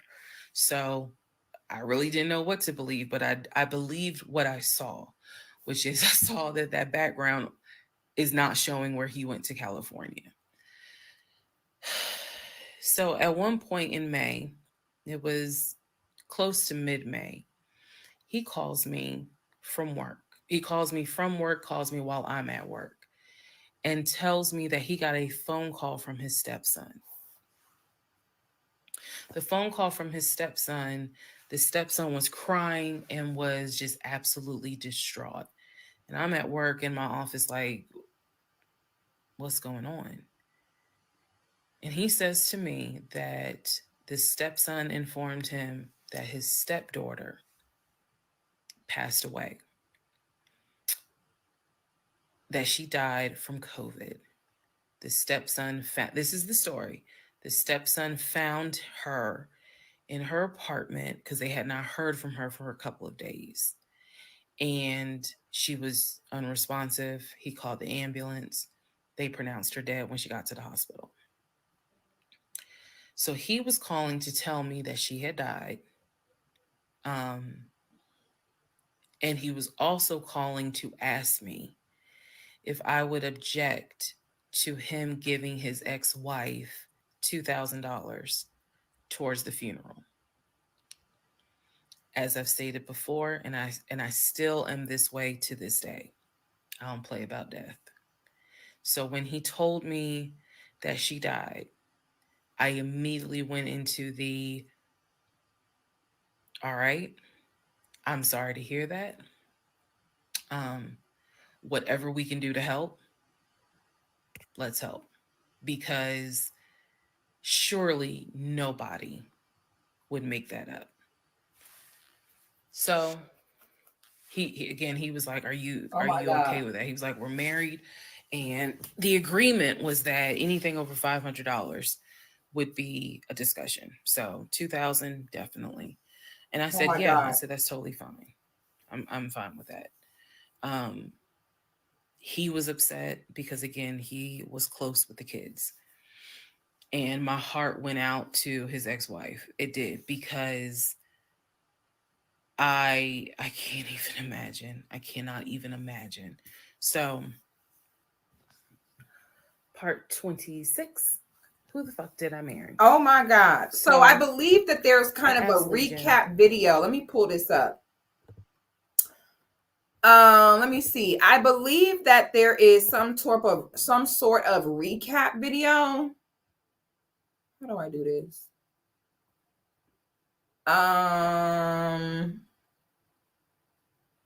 There is some sort of,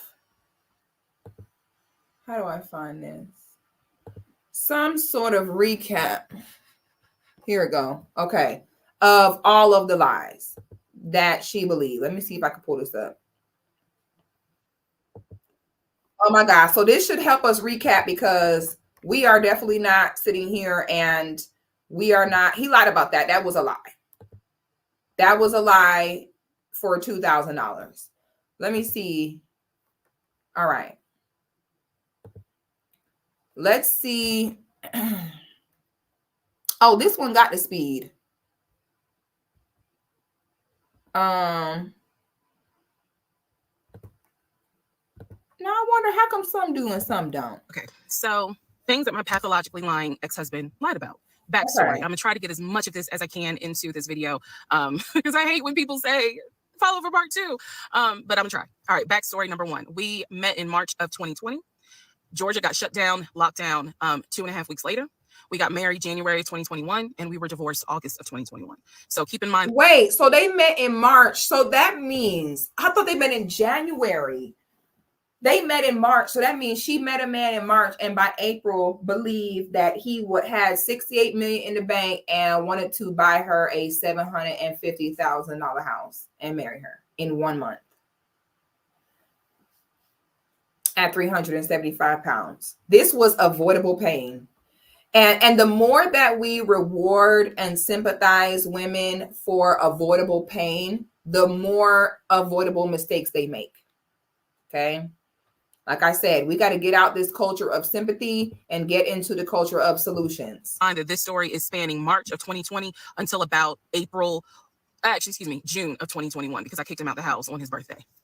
So we met online, Facebook dating and Hinge. I will never do online dating again. But that is where I met him. My tire blew on 285 just before Boulder Crest. Never should have on my way to our first date. Clearly that was a sign.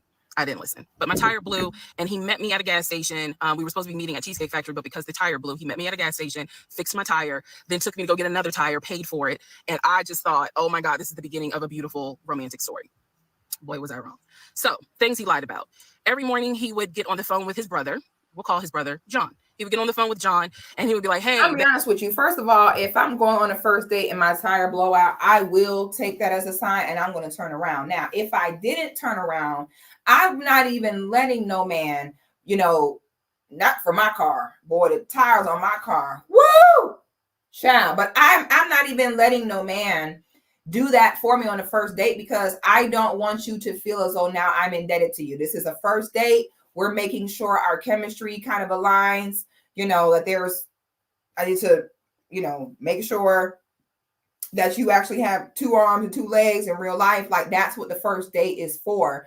I'm not even letting no man do that for me on my first date. I'm not doing that because now it'll feel like, oh Lord, what if I don't like you? You might go on the first date. He might have a weird smell, might not like him. You might be like, I looked in his eyes. His eyes was empty. It could be anything. And now I would feel like, oh Lord, I have to go on a second date or I have to continue on even if I'm not feeling it. I'm not letting no man do that for me on no first date. I'm not doing it because I already know what that means. Now it's an odd obligation. I feel I don't want to feel obligated to, no man on no damn first date. I'm sorry. Me personally, I would have been like, listen, I know this probably sounds crazy, but my tire blew out. I would have taken it as a sign that I'm just not going to do this. But if I was going to go, I would get the tire fixed myself and, maybe go later or something like that. But I'm not letting him do that. Okay. A date is you're just kind of seeing like, okay, is this adding up? Like how we feeling about things? It's not meant to, we went on this one date. Now we stuck. Now we got to just keep going. It's okay to on the first date. No, I saw it. I could read it. It wasn't it. It's okay to just move on. So me personally, I wouldn't even have allowed that. And definitely not if I was 375. Babe, John said good morning. And I'm in the bathroom doing my hair because I still had to go to work at this time. And so I would just say, hey, John, call out, hey, John. And, he would relay back and forth what I said to John, what John said to me. I never actually talked to John on the phone.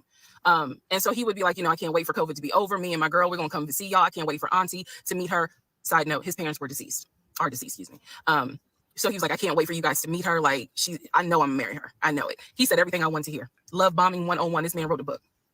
So he talked to his brother every day. He talked to his friends every day in front of me. He would be on the phone laughing, cutting up, cracking jokes, telling them, hey, she said, hey, just having conversation, like a normal conversation. I didn't think anything of it. It wasn't until he got kicked out of my house in June of 2021 that I found out every single phone call was made up. He was never on the phone. I don't know. Those of you who are watching, you're probably like, there's no way. Listen to what I'm saying. Everything I'm telling you can be verified. Every single phone call he ever had was made up. The phone calls where he called to pay his car off, made up. The phone call to the realtor when we were looking at houses, made up. The phone call to the bank for them to release the money for the house that he signed his name for, made up. Every phone call was made up. His brother, every day, he and his brother had not spoken since 2015 when his mother died. I found that out later on. He made up every phone call. He had no friends, but yet every phone call would be my friend this, my friend that. The second lie, his job. He told me when I first met him out the gate that he was... What mental illness is that? Because is it some type of... I don't know what this is, to be honest. And y'all know I'm a little psychology junkie, but I wouldn't know how to classify him. Yeah, because it's like, oh my God. A part of you says it's clearly extreme narcissism, but then a part of it is like, is it schizophrenia? Like, does he really have in his world, like, is this really happening? A part of me thinks, is it some sort of antisocial personality disorder? Is she saying he don't have any friends? It seems like he's not thinking about the consequences that far ahead of what is my plan here? Like, everyone is eventually going to find out these, like, maybe he don't even think that far ahead. I don't know. Someone said a capaholic. Like, someone had a nerve to ask her on her question and answer, talk about, do you think he has a mental illness? Come on now. Come on now. Let's not do this. All right. We're not going to hear all this and then say, I wonder, did he have a mental illness? Come on. Come on now. Let's not do this. Let's have more sense than that. Does he have a mental illness should not be the question here. Fake phone calls on the phone, talking to your brother every day that you have not talked to since 2015 is insane. And to be consistent, keep it up, get mad whenever questions are asked. That is what mental illness is. And then if y'all want to see even how more sick this is, apparently this man is a twin. And guess what? The whole story that he sells about who he is, about like, oh, I'm a VP, you know, I was married. That is the real life of his twin brother. Bet y'all didn't know that. Okay. That's when I knew. I said, is this it's giving some type of borderline personality mixed with a little schizophrenia, a little narcissism, like multiple. Yeah, it could be so many things. I would love to hear a clinical psychologist evaluate some of this behavior and give us their input on what they think this is. So why I know this man has a serious problem is because he had adopted his brother's real life as his own. And every story that he was selling her about him was really his brother's actual life. And apparently the brother is actually living this life in Nashville, a twin brother. You know, this man, you know, some people found him and they exposed him. I am not going to show him on here. Because they say he live in Atlanta, bitch. Won't get me, bitch. I'm not finna expose shit. I ain't gonna hold you, honey. I don't want him to hurt this sister. I don't want him hurt. I don't know. A man like this, baby, I don't put nothing past him. So I am not gonna show him. But they're saying that, you know, that they found who he is. They saying they know who he is. And a part of me is like, damn, women need to know who this man is, and men, really. Men like this, they'll be with a man or a woman. So I'm like, people should know who he is. Then a part of me said, it won't even matter. It won't matter. Another girl, big girl, desperate girl, whoever, will see all that and still go get with him. Oh yes, he's 6'4", and if your peen make a woman believe lies that long, clearly he good in bed. So you 6'4", good in bed. I say, you know what? Why are y'all even exposing him? It's not going to matter. You can expose him all you want to. There will still be trust, and you better know it. There will still be a woman who will date him, who will be with him, will let her live with him, marry him, have kids with him, and everything else. So there's no point in exposing it. Y'all think y'all going to expose it, and then everyone's going to say, oh, that's who it is? Oh, let's not do it. There's men out here with 5, 10, and baby mamas. There's women out here having a man's, you know, 5th child, 3rd baby mama at 30 years old on the internet, but throwing shade at me in comments. And it's like, girl, are you going to tell you're going to be a man's 3rd baby mama and you old as hell and so is he?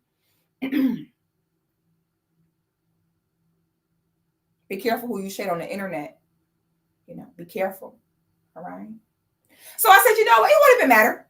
It doesn't matter what a man's track record is. There is always a woman, as long as he cute. Oh, and if he cute and good in bed, oh, they don't care. They don't care. So I'm like, why did this girl go expose this man? And it's like, I'm sorry. Why are y'all exposing him? Do y'all think that's going to make women say, oh, and women's, in these sick, basic bees mind, when men act like that, it's because of the woman. Oh, she wasn't that girl. That's why he treated her like that. But once he get here with me, oh yeah, he ain't going to do that with me. Oh, he going to tighten up for me. That's what they do. So y'all expose this man for what? For what? It's going to still, these girls line up to be a man's 5th, 6th, 7th baby mama still. They line up to be a man's 5th, 6th wife.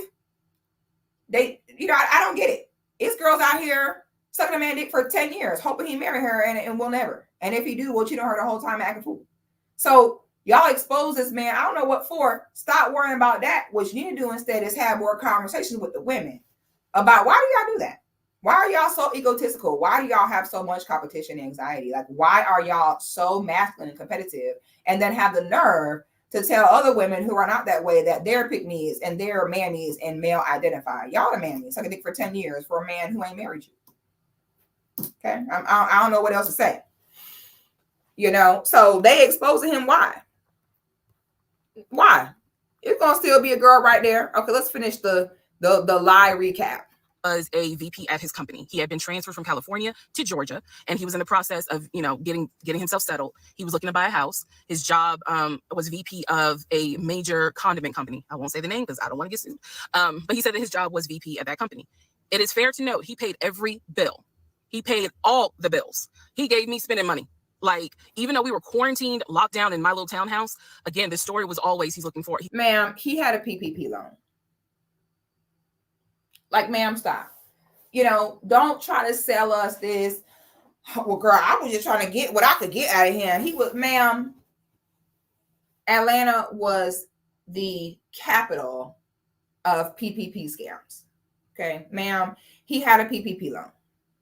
And then he blew through the money, which is why now he had to slowly, niggas like them, you give him a lump sum of money, you give them 10,000. Oh, they balling out of control. He done bought his Team Jordan, his Invicta watch. Then the money ran out. So then he had to come make up a lie about my knee hurt in my job and what else happens. I haven't finished the story yet. Okay. This type of stuff is interesting to me. I'm just over here like, wow, the human brain is so interesting.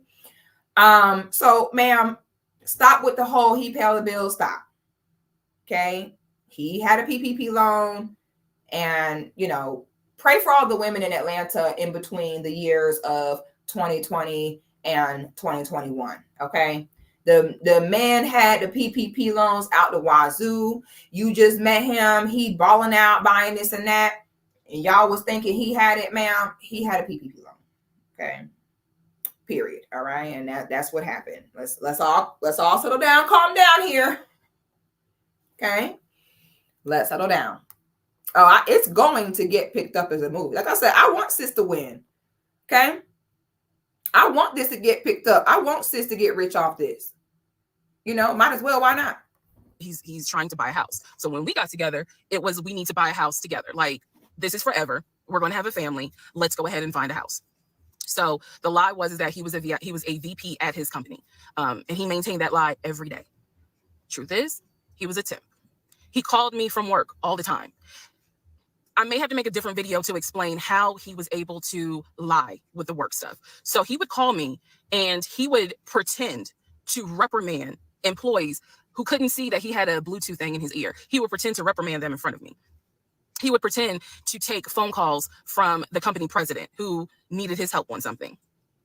He forwarded emails that he showed me from the company president asking him, we need to get this up and running. We need to do this project. We need to do that. It is scary how brilliant he was and how much energy he put into the lie. But he was a temp. He was a temp forklift driver. There's nothing wrong with a forklift driver. But he was pretending to be a VP. Third lie, housing. He told me he was looking to buy a house. We got together and we started looking at houses. I found a beautiful 5-bedroom, 6-bath house in Smyrna, Georgia that was gorgeous. It was brand new construction build, and I love the house. The house was listed for $699,000. He showed me paperwork from Chase Bank saying that he was approved for a mortgage for $750,000. Yeah. I watched as he put in an all-cash offer on this $699,000 house. I watched him sign his name to a legally binding document for an all-cash offer. The reason why the house fell through was because the builder did not want to finish the basement. We were requesting that the basement get finished. He did not want to, so he declined our offer and took the offer of another couple who didn't need the basement finished. That's the only reason why that house fell through. I see now where God's grace protected me because, well, it really protected him because legally I was not his wife, so I was not on the mortgage for that home. So third lie had to do with housing. Fourth lie had to do with a baby. So I got pregnant, lost the baby. I was sad at the time. I am not anymore, but lost the baby, had to have a D&C. When I was in the hospital, the doctor called him to let him know, she'll be discharged because, again, this is COVID, so you could not go in the hospital at the time when I had the surgery. So the doctor called him and said, she's going to be released in an hour and a half. He pretended to be his own executive assistant. And so he said, Mr. James is in a board meeting, but I'm his executive assistant. David, how can I help you? Wow. You can let me know what's going on. Obviously, the doctor wouldn't do that. So she just said, please let him know that I Miss told so-and-so will be ready for pickup in an hour and a half. He told the doctor he's in a board meeting until about for about another 30 minutes, and then he'll be on his way. I should have only been in the hospital for an hour and a half. I was there for 3 hours because, again, he was a temp forklift driver, so he couldn't get off work. But I didn't know that. He was still telling people so the those baby are just some was of the things that my alive. pathological lying ex-husband did. There's so much more. I have severe PTSD. And I know it's my fault. I know that I did not trust myself. I did not pay attention to the United Nations of red flags. I did not pray, and I am paying the consequences for that. So there's that should not be what you conclude from this. I'm sorry. Concluding that will allow this to continue to happen. Okay? Let's not let that be the conclusion here. We're going to give the real conclusion in a second. There's nothing anyone can say to me, girl, you was dumb.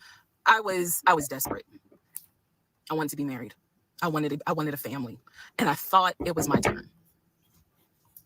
And instead, And this is why I cannot stand when people tell women, why you ain't married? Where your husband at? As though a husband is something that you go to the store and pick up if you have the money for it. Or as though if you have a high enough credit score, you go get one. And when they do not paint a husband out to be a sacred lifetime bond that must be aligned and compatible correctly. And to sell women in a society where we have so many broken families, traumas, it is such a form of gaslighting to sit and treat women like, well, why you ain't married? Where your man? And this is what it make them do. It makes them do stupid things. And then you put this battery in their back like, oh, I gotta be married. And they go out and do stupid stuff like this. When people weaponize a sacred union like marriage, only unhappy people in their marriages do that. Nobody in a healthy marriage is finna tell nobody else, oh, well, where your husband? Why? Every time I hear bitch say that, I already know what that means. You either paying for your husband, he cheat on you, take you through the mud. You ain't even really happy, girl. Bye. Happily married people don't weaponize marriage because they know, they feel fortunate and lucky of, wow, I'm so thankful I was able to align with someone who is my best friend and where we can make things work like this. Okay. They know the struggles they may have to go through to get to that point. It ain't nothing to weaponize. It ain't nothing to throw in nobody's face like, oh, where your husband? Don't do that. And what it also does is it teaches women to look at men as objects. Where your husband, ma'am, that is a grown man. That's a human being with feelings, thoughts, wants, and needs. And that's what Naturally Fashionable did. Why she was so mad at me. Why are you on the internet talking about some, look, y'all, I'm fat, eating a rack of lambs. Look, this nigga been still here. He been here for 16 years. I got a husband. The minute I see a woman doing that, you are a married woman. You're not a wife. You a wife before you get married. You don't get married and suddenly, okay, now I'm a wife. That's where most women go wrong. They think wife is a title a man give you. Wife is a calling. Okay. So I do not like when people weaponize marriage because she's saying, I was desperate. I wanted to be married. Because that's what society puts on to women. Oh, you need to be married. Well, your husband. Don't do that. Okay. It's a lifetime commitment. So, honey, it's not about who do it first, it's about who do it right. So that's why I don't believe in doing that. Stop doing that to women. Okay. We have a lot of trauma we're working through in our community. Okay. It can take time for people to align in the right time, way, and process. Let people get to that place on their own. Now you got women out here making horrible decisions because they feel that pressure of, oh my God, I got to be married. No, you do not. Okay. You don't be married just to be married. It has to be right. It has to be healthy. It has to be productive. It has to be aligned. It has to be compatible. Okay. Relax. Don't do it. Don't ignore red flags. Don't do that. Okay. Let them sacred bonds form organically. Okay. Have intention behind it. Right. Let's finish this up so we can do our recap. I got pulled into something my brain could not even comprehend. And guess what, guys? What I just told you is only 5% of the story. So yeah, let me know if anybody knows somebody at Lifetime. And also, if any of you got any sort of gift cards for Stella Rosa Black, I'll take those as well. That's my story. You don't need no wine, sis. You need to fast. Okay, don't drink, sis.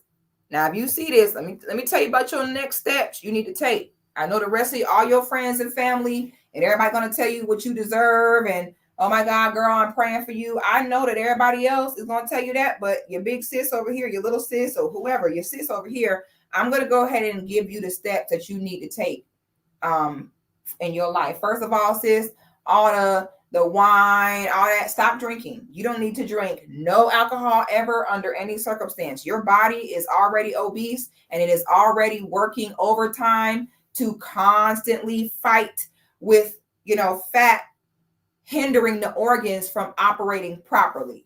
So your body is already in full-time overload trying to function because you are morbidly obese. So when you're adding alcohol on top of that, do not do that. Now your body is working overtime to work through the obesity, and your body is working overtime to process the alcohol. Cut out all alcohol. Sis, I know where this leads to. This man don't got a new woman. Now you're feeling like, oh my God, he's gone. He with someone else. And now you talk about you got PTSD. I can already see the nightmare this is about to turn into. Everybody feeling bad for you. They're sending you all that sympathetic energy, which is debilitating. They're not sending you empowering energy. It's, oh, you're so dumb, or it's either you're so dumb, or it's, oh my God, what's your GoFundMe? We're so sorry for you. What's your Cash App? No. Okay, you need to rebuke all of this. I feel bad for you, defeated energy. Rebuke that, because all that's going to do is make you sit in that house, sipping that wine and eat. Whatever you do, sis, you need to get up. All right? When you get up in the morning, I know you got to go to work. Don't eat. Okay? Maybe some black coffee, maybe a green juice. You could get water with a little salt and baking soda in it. You need to sip on that. Maybe some light cut up fruits with antioxidants during the day. Okay? When you get home, then you can cook a chicken breast in like a little grapeseed oil. Okay? With a salad, and then like a leafy salad, not like a romaine salad, you need like kale, spinach salad with a little bit of vinegar and a little bit of oil and a pinch of sea salt. No, do not drench it in ranch. Okay? With maybe some bell peppers or some green beans or some Brussels sprouts. That's when you need to come home and eat that. You need to be exercising every day. Okay? So either get up early before work, go to the gym. Okay? You need to be doing cardio. Okay? Do you an hour cardio? Do you 30 minutes of weight? Sip on your juice and your water. Okay? Get home, eat your meal. No alcohol, no nothing like that. All right? Get yourself together first. I'm not going to rehash this too much. I've already said most of what I wanted to say, but this is what your big sis was telling y'all about before. Okay. You have to stop listening to other women who just don't want to feel bad about themselves about men. You got to stop doing that, because she's only going to teach you about men from her lens, which is way down here. You have to be, sis, you need to get comfortable with being uncomfortable. Sis, you're going to have to go through a year or two of zero gratification. Zero. You're going to have to sacrifice discipline. But sis, if you follow what I'm saying, in about, what is this? What are we in? February? By next summer, not this summer of 2024, but maybe like the holidays of 2025, you can maybe even at 375, honestly, maybe 2026, you could be fly and be in a whole different element in your life. You want to keep yourself open still to dating a guy who is the male version of you. Anytime a woman want to think about you getting ready to turn your nose up to a man's look, like I said, always picture yourself with a short cut and a beard. That is what your guy, the best looks that you qualify for. Okay. So sis, my next advice to you, get rid of this whole infatuation with a man's looks. That doesn't have a bearing on his ability as a man. Women, you also need to be aware of your hormones in your late 30s, because your fertility is dwindling and your body starts to scream at you. And women always become baby mamas at age like 38, in between like 38 and 40, because you don't know, or they either become baby mamas, they divorce their husbands, they cheat on their husband, and they don't know how to comprehend their hormones and the changes. So I encourage you to get to know yourself, sis. Figure out why you might be inclined to want to do certain things according to your age. I don't know how old that sister is, but I'm assuming she's probably around that 38 mark, because that's always the mark. Women wake up and do the dumbest things because you're not familiar with the life path of your hormones as a woman. Okay. So now what you think is, like how Tia did. I need to divorce my husband. Ma'am, you're entering menopause. Stop. Okay. Now you're trying to feel alive again. Ma'am, your eggs are drying up. It's a part of life that's happening. You need to learn how to get through it comfortably. Y'all have to stop becoming baby mamas, divorcing your husbands at 38, 40 years old. Ma'am, you need to know your body. Okay. Get to know yourself. Stop the food. Also, I'm gonna be honest with you, sis. You ain't got no friends. Whatever girls you've been hanging around that you think are your friends, they're not. Okay. Because I guarantee they're probably very similar to you. And the reality is, if you want to actually do better and align yourself with the possibility of this not happening again, you'll probably have to get rid of the girls who want to stay a certain way and want to keep doing the same thing over and over, and everything happens to them. Okay. So consider a new circle, a new diet, a new exercise routine. Don't date nobody for at least 2 years until you look better. And then your guy is probably a man who is divorced in his 50s or 60s. Okay. Probably a current, OG blue collar worker. Okay. Once you lose weight, I'm not saying this as of right now. It's probably an older guy who maybe he's divorced, had his children, he worked for Parks and Recreation. He's home by 6. You get to take a vacation to Destin, biannually. Y'all look forward to it. He sits on the back patio on the weekends with his buddy named Jarvis, and they laugh and talk junk while, drinking E&J. And that'll be your guy.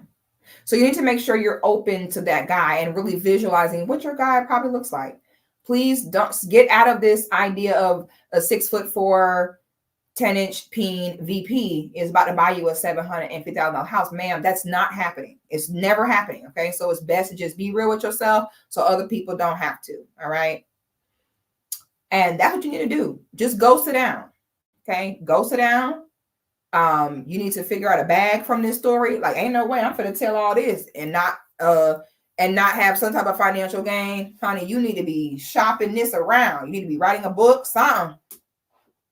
Go ahead and get your bag off of this, sis. You better learn, like, what's the name? Turn your pain into profit. And that's what you do.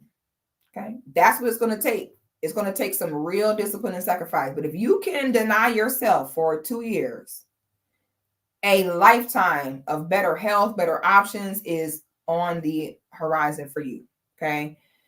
Y'all, I know y'all seen Tinder swindler. Once again, I want to reiterate, I understand any woman of any that look anyway can get got. We're speaking on what lowers your risk of a predator seeing you and thinking they can win. Okay. There are women around here, honey, who ain't got to worry about no man putting their hands on them, asking them for no money. That does not have to be your reality. Your reality does not have to be men sleep with you, then stop calling you, men asking you, coming up with elaborate stories about how they lost their job. You don't have to, that doesn't have to be your life. You have the option to do better. Your first step in wanting to be a better woman is to always, your first thought should be, yeah, how do I reciprocate back to a man? If you're a woman looking to come into a man's life and just take and suck things out, well, you want to suck, but not suck out like that. You know what I'm saying? Like nothing. You get what I'm saying? Okay. I mean, as far as, you get what I'm saying. Yeah. But you understand my point, anyway. Be honest with yourself. Your purpose is to, again, it's a cycle. He pouring into you, you pouring into him. The minute that you just seek to take from a man, you can probably guarantee it's not going to be a good result. You have to be okay. He provided this. All right, let me give that back. And I'm not, just speaking on financial. A woman give to a man in so much bigger ways than that. Okay. This is my time, y'all. I spoke about this a long time ago. I got drugged. I got attacked. I got called out my name, threatened. And when situations like this come up, it just kind of confirms like, okay, yeah. The predator know who to go for. Okay. They know who the target is going to be. Thank you so much. Let me look at these super chats. Thank you so much. Eugene says, this dude is the worst homosexual I have heard of. He told lies to get what he wanted. He is no real man. Man, boy, that man right there, I don't even have the word. That's the woo.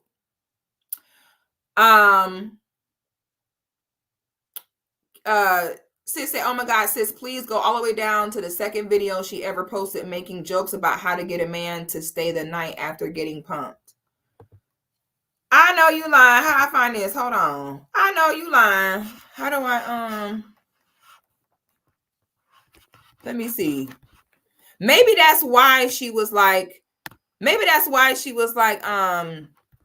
yes, I went home. Oh, here you go. Hold on. What? Hold on, girl.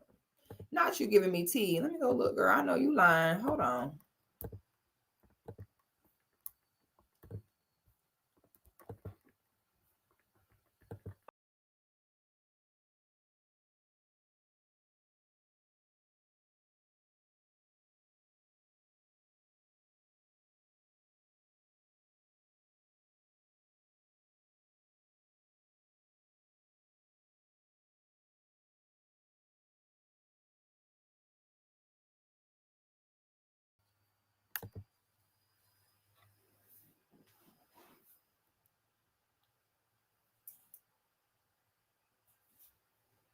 You know what? I'm not even going to comment on that.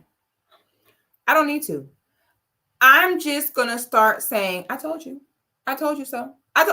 When these women, oh my God, he's going to sleep with me and then he's going to leave. He's going to never call me again. I'd be like, sis, now that ain't supposed to be your consistent experience.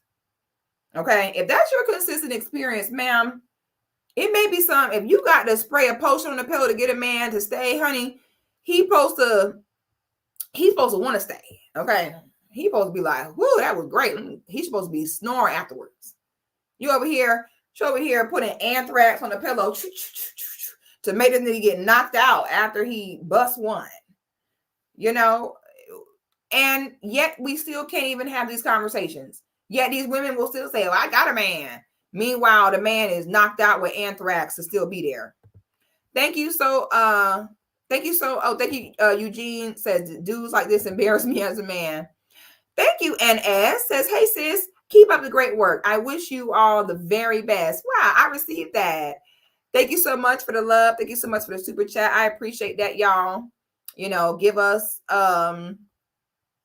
content, creators a little love, child. It's hard out here, child. You know what I'm saying? They don't ever want to promote our stuff. All right. I don't know why they do that to us. If y'all want to show me some love, I'll put my Cash App down here as well. I appreciate y'all. It's so hard being a Black content creator. Child, they don't ever want to give us no shine. They don't never like these white girls get on here and do one basic dance. She get on there like, shake it up, and she got 5 million views. And then we could be out here putting out quality content, slaving, and they like, okay, get 100 views. Like, dang. So, you know, I appreciate the support y'all give. If y'all enjoyed this stream, if you learned something from this stream, but all I will say is, honey, the truth is coming out, honey. All right? The truth is coming out. At first, they tried to come for me. They was mad because I told them the truth. Now the truth don't came out, and now look. Now look. Oh, wow. Thank you so much, Nia. She said for $50. Say thank you so much for saying what needs to be said. Wow. You're welcome, sis. Thank you. And I really appreciate y'all for helping me get to 68K. I know I haven't, been as consistent with posting, this past, 6 months to a year. But I've been more consistent now, trying to bring good content. I find myself going into my reserved period of life. I'm very much in my mother period of life. I don't have much to say lately. Okay, I don't. So I kind of just speak when the spirit compelled me to say something, and I just try to bring it to y'all, but I want to show up. I appreciate everyone that has subscribed. I've been doing this content thing for a long time. If you know, you know. All right. We done been through a lot together. I feel like we done been through everything together. Lord, like me and the Goddess gang, Patriotic, we done been through a lot. But here we are. We gonna keep doing our thing. Situations like this remind me, we got to keep going.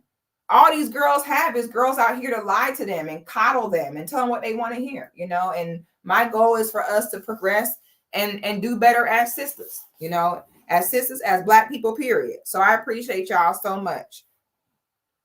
So y'all, I am about to eat, get my life together, take a shower, relax on this good Sunday. I hope you all enjoy your Sunday. Please like the video, subscribe to the channel, and after the video ends, please leave a comment with your thoughts on today's stream. That helps me a lot, and I would appreciate that so much. So I want to thank y'all all, and I will see y'all on the next one. I'll see y'all live again for 69K.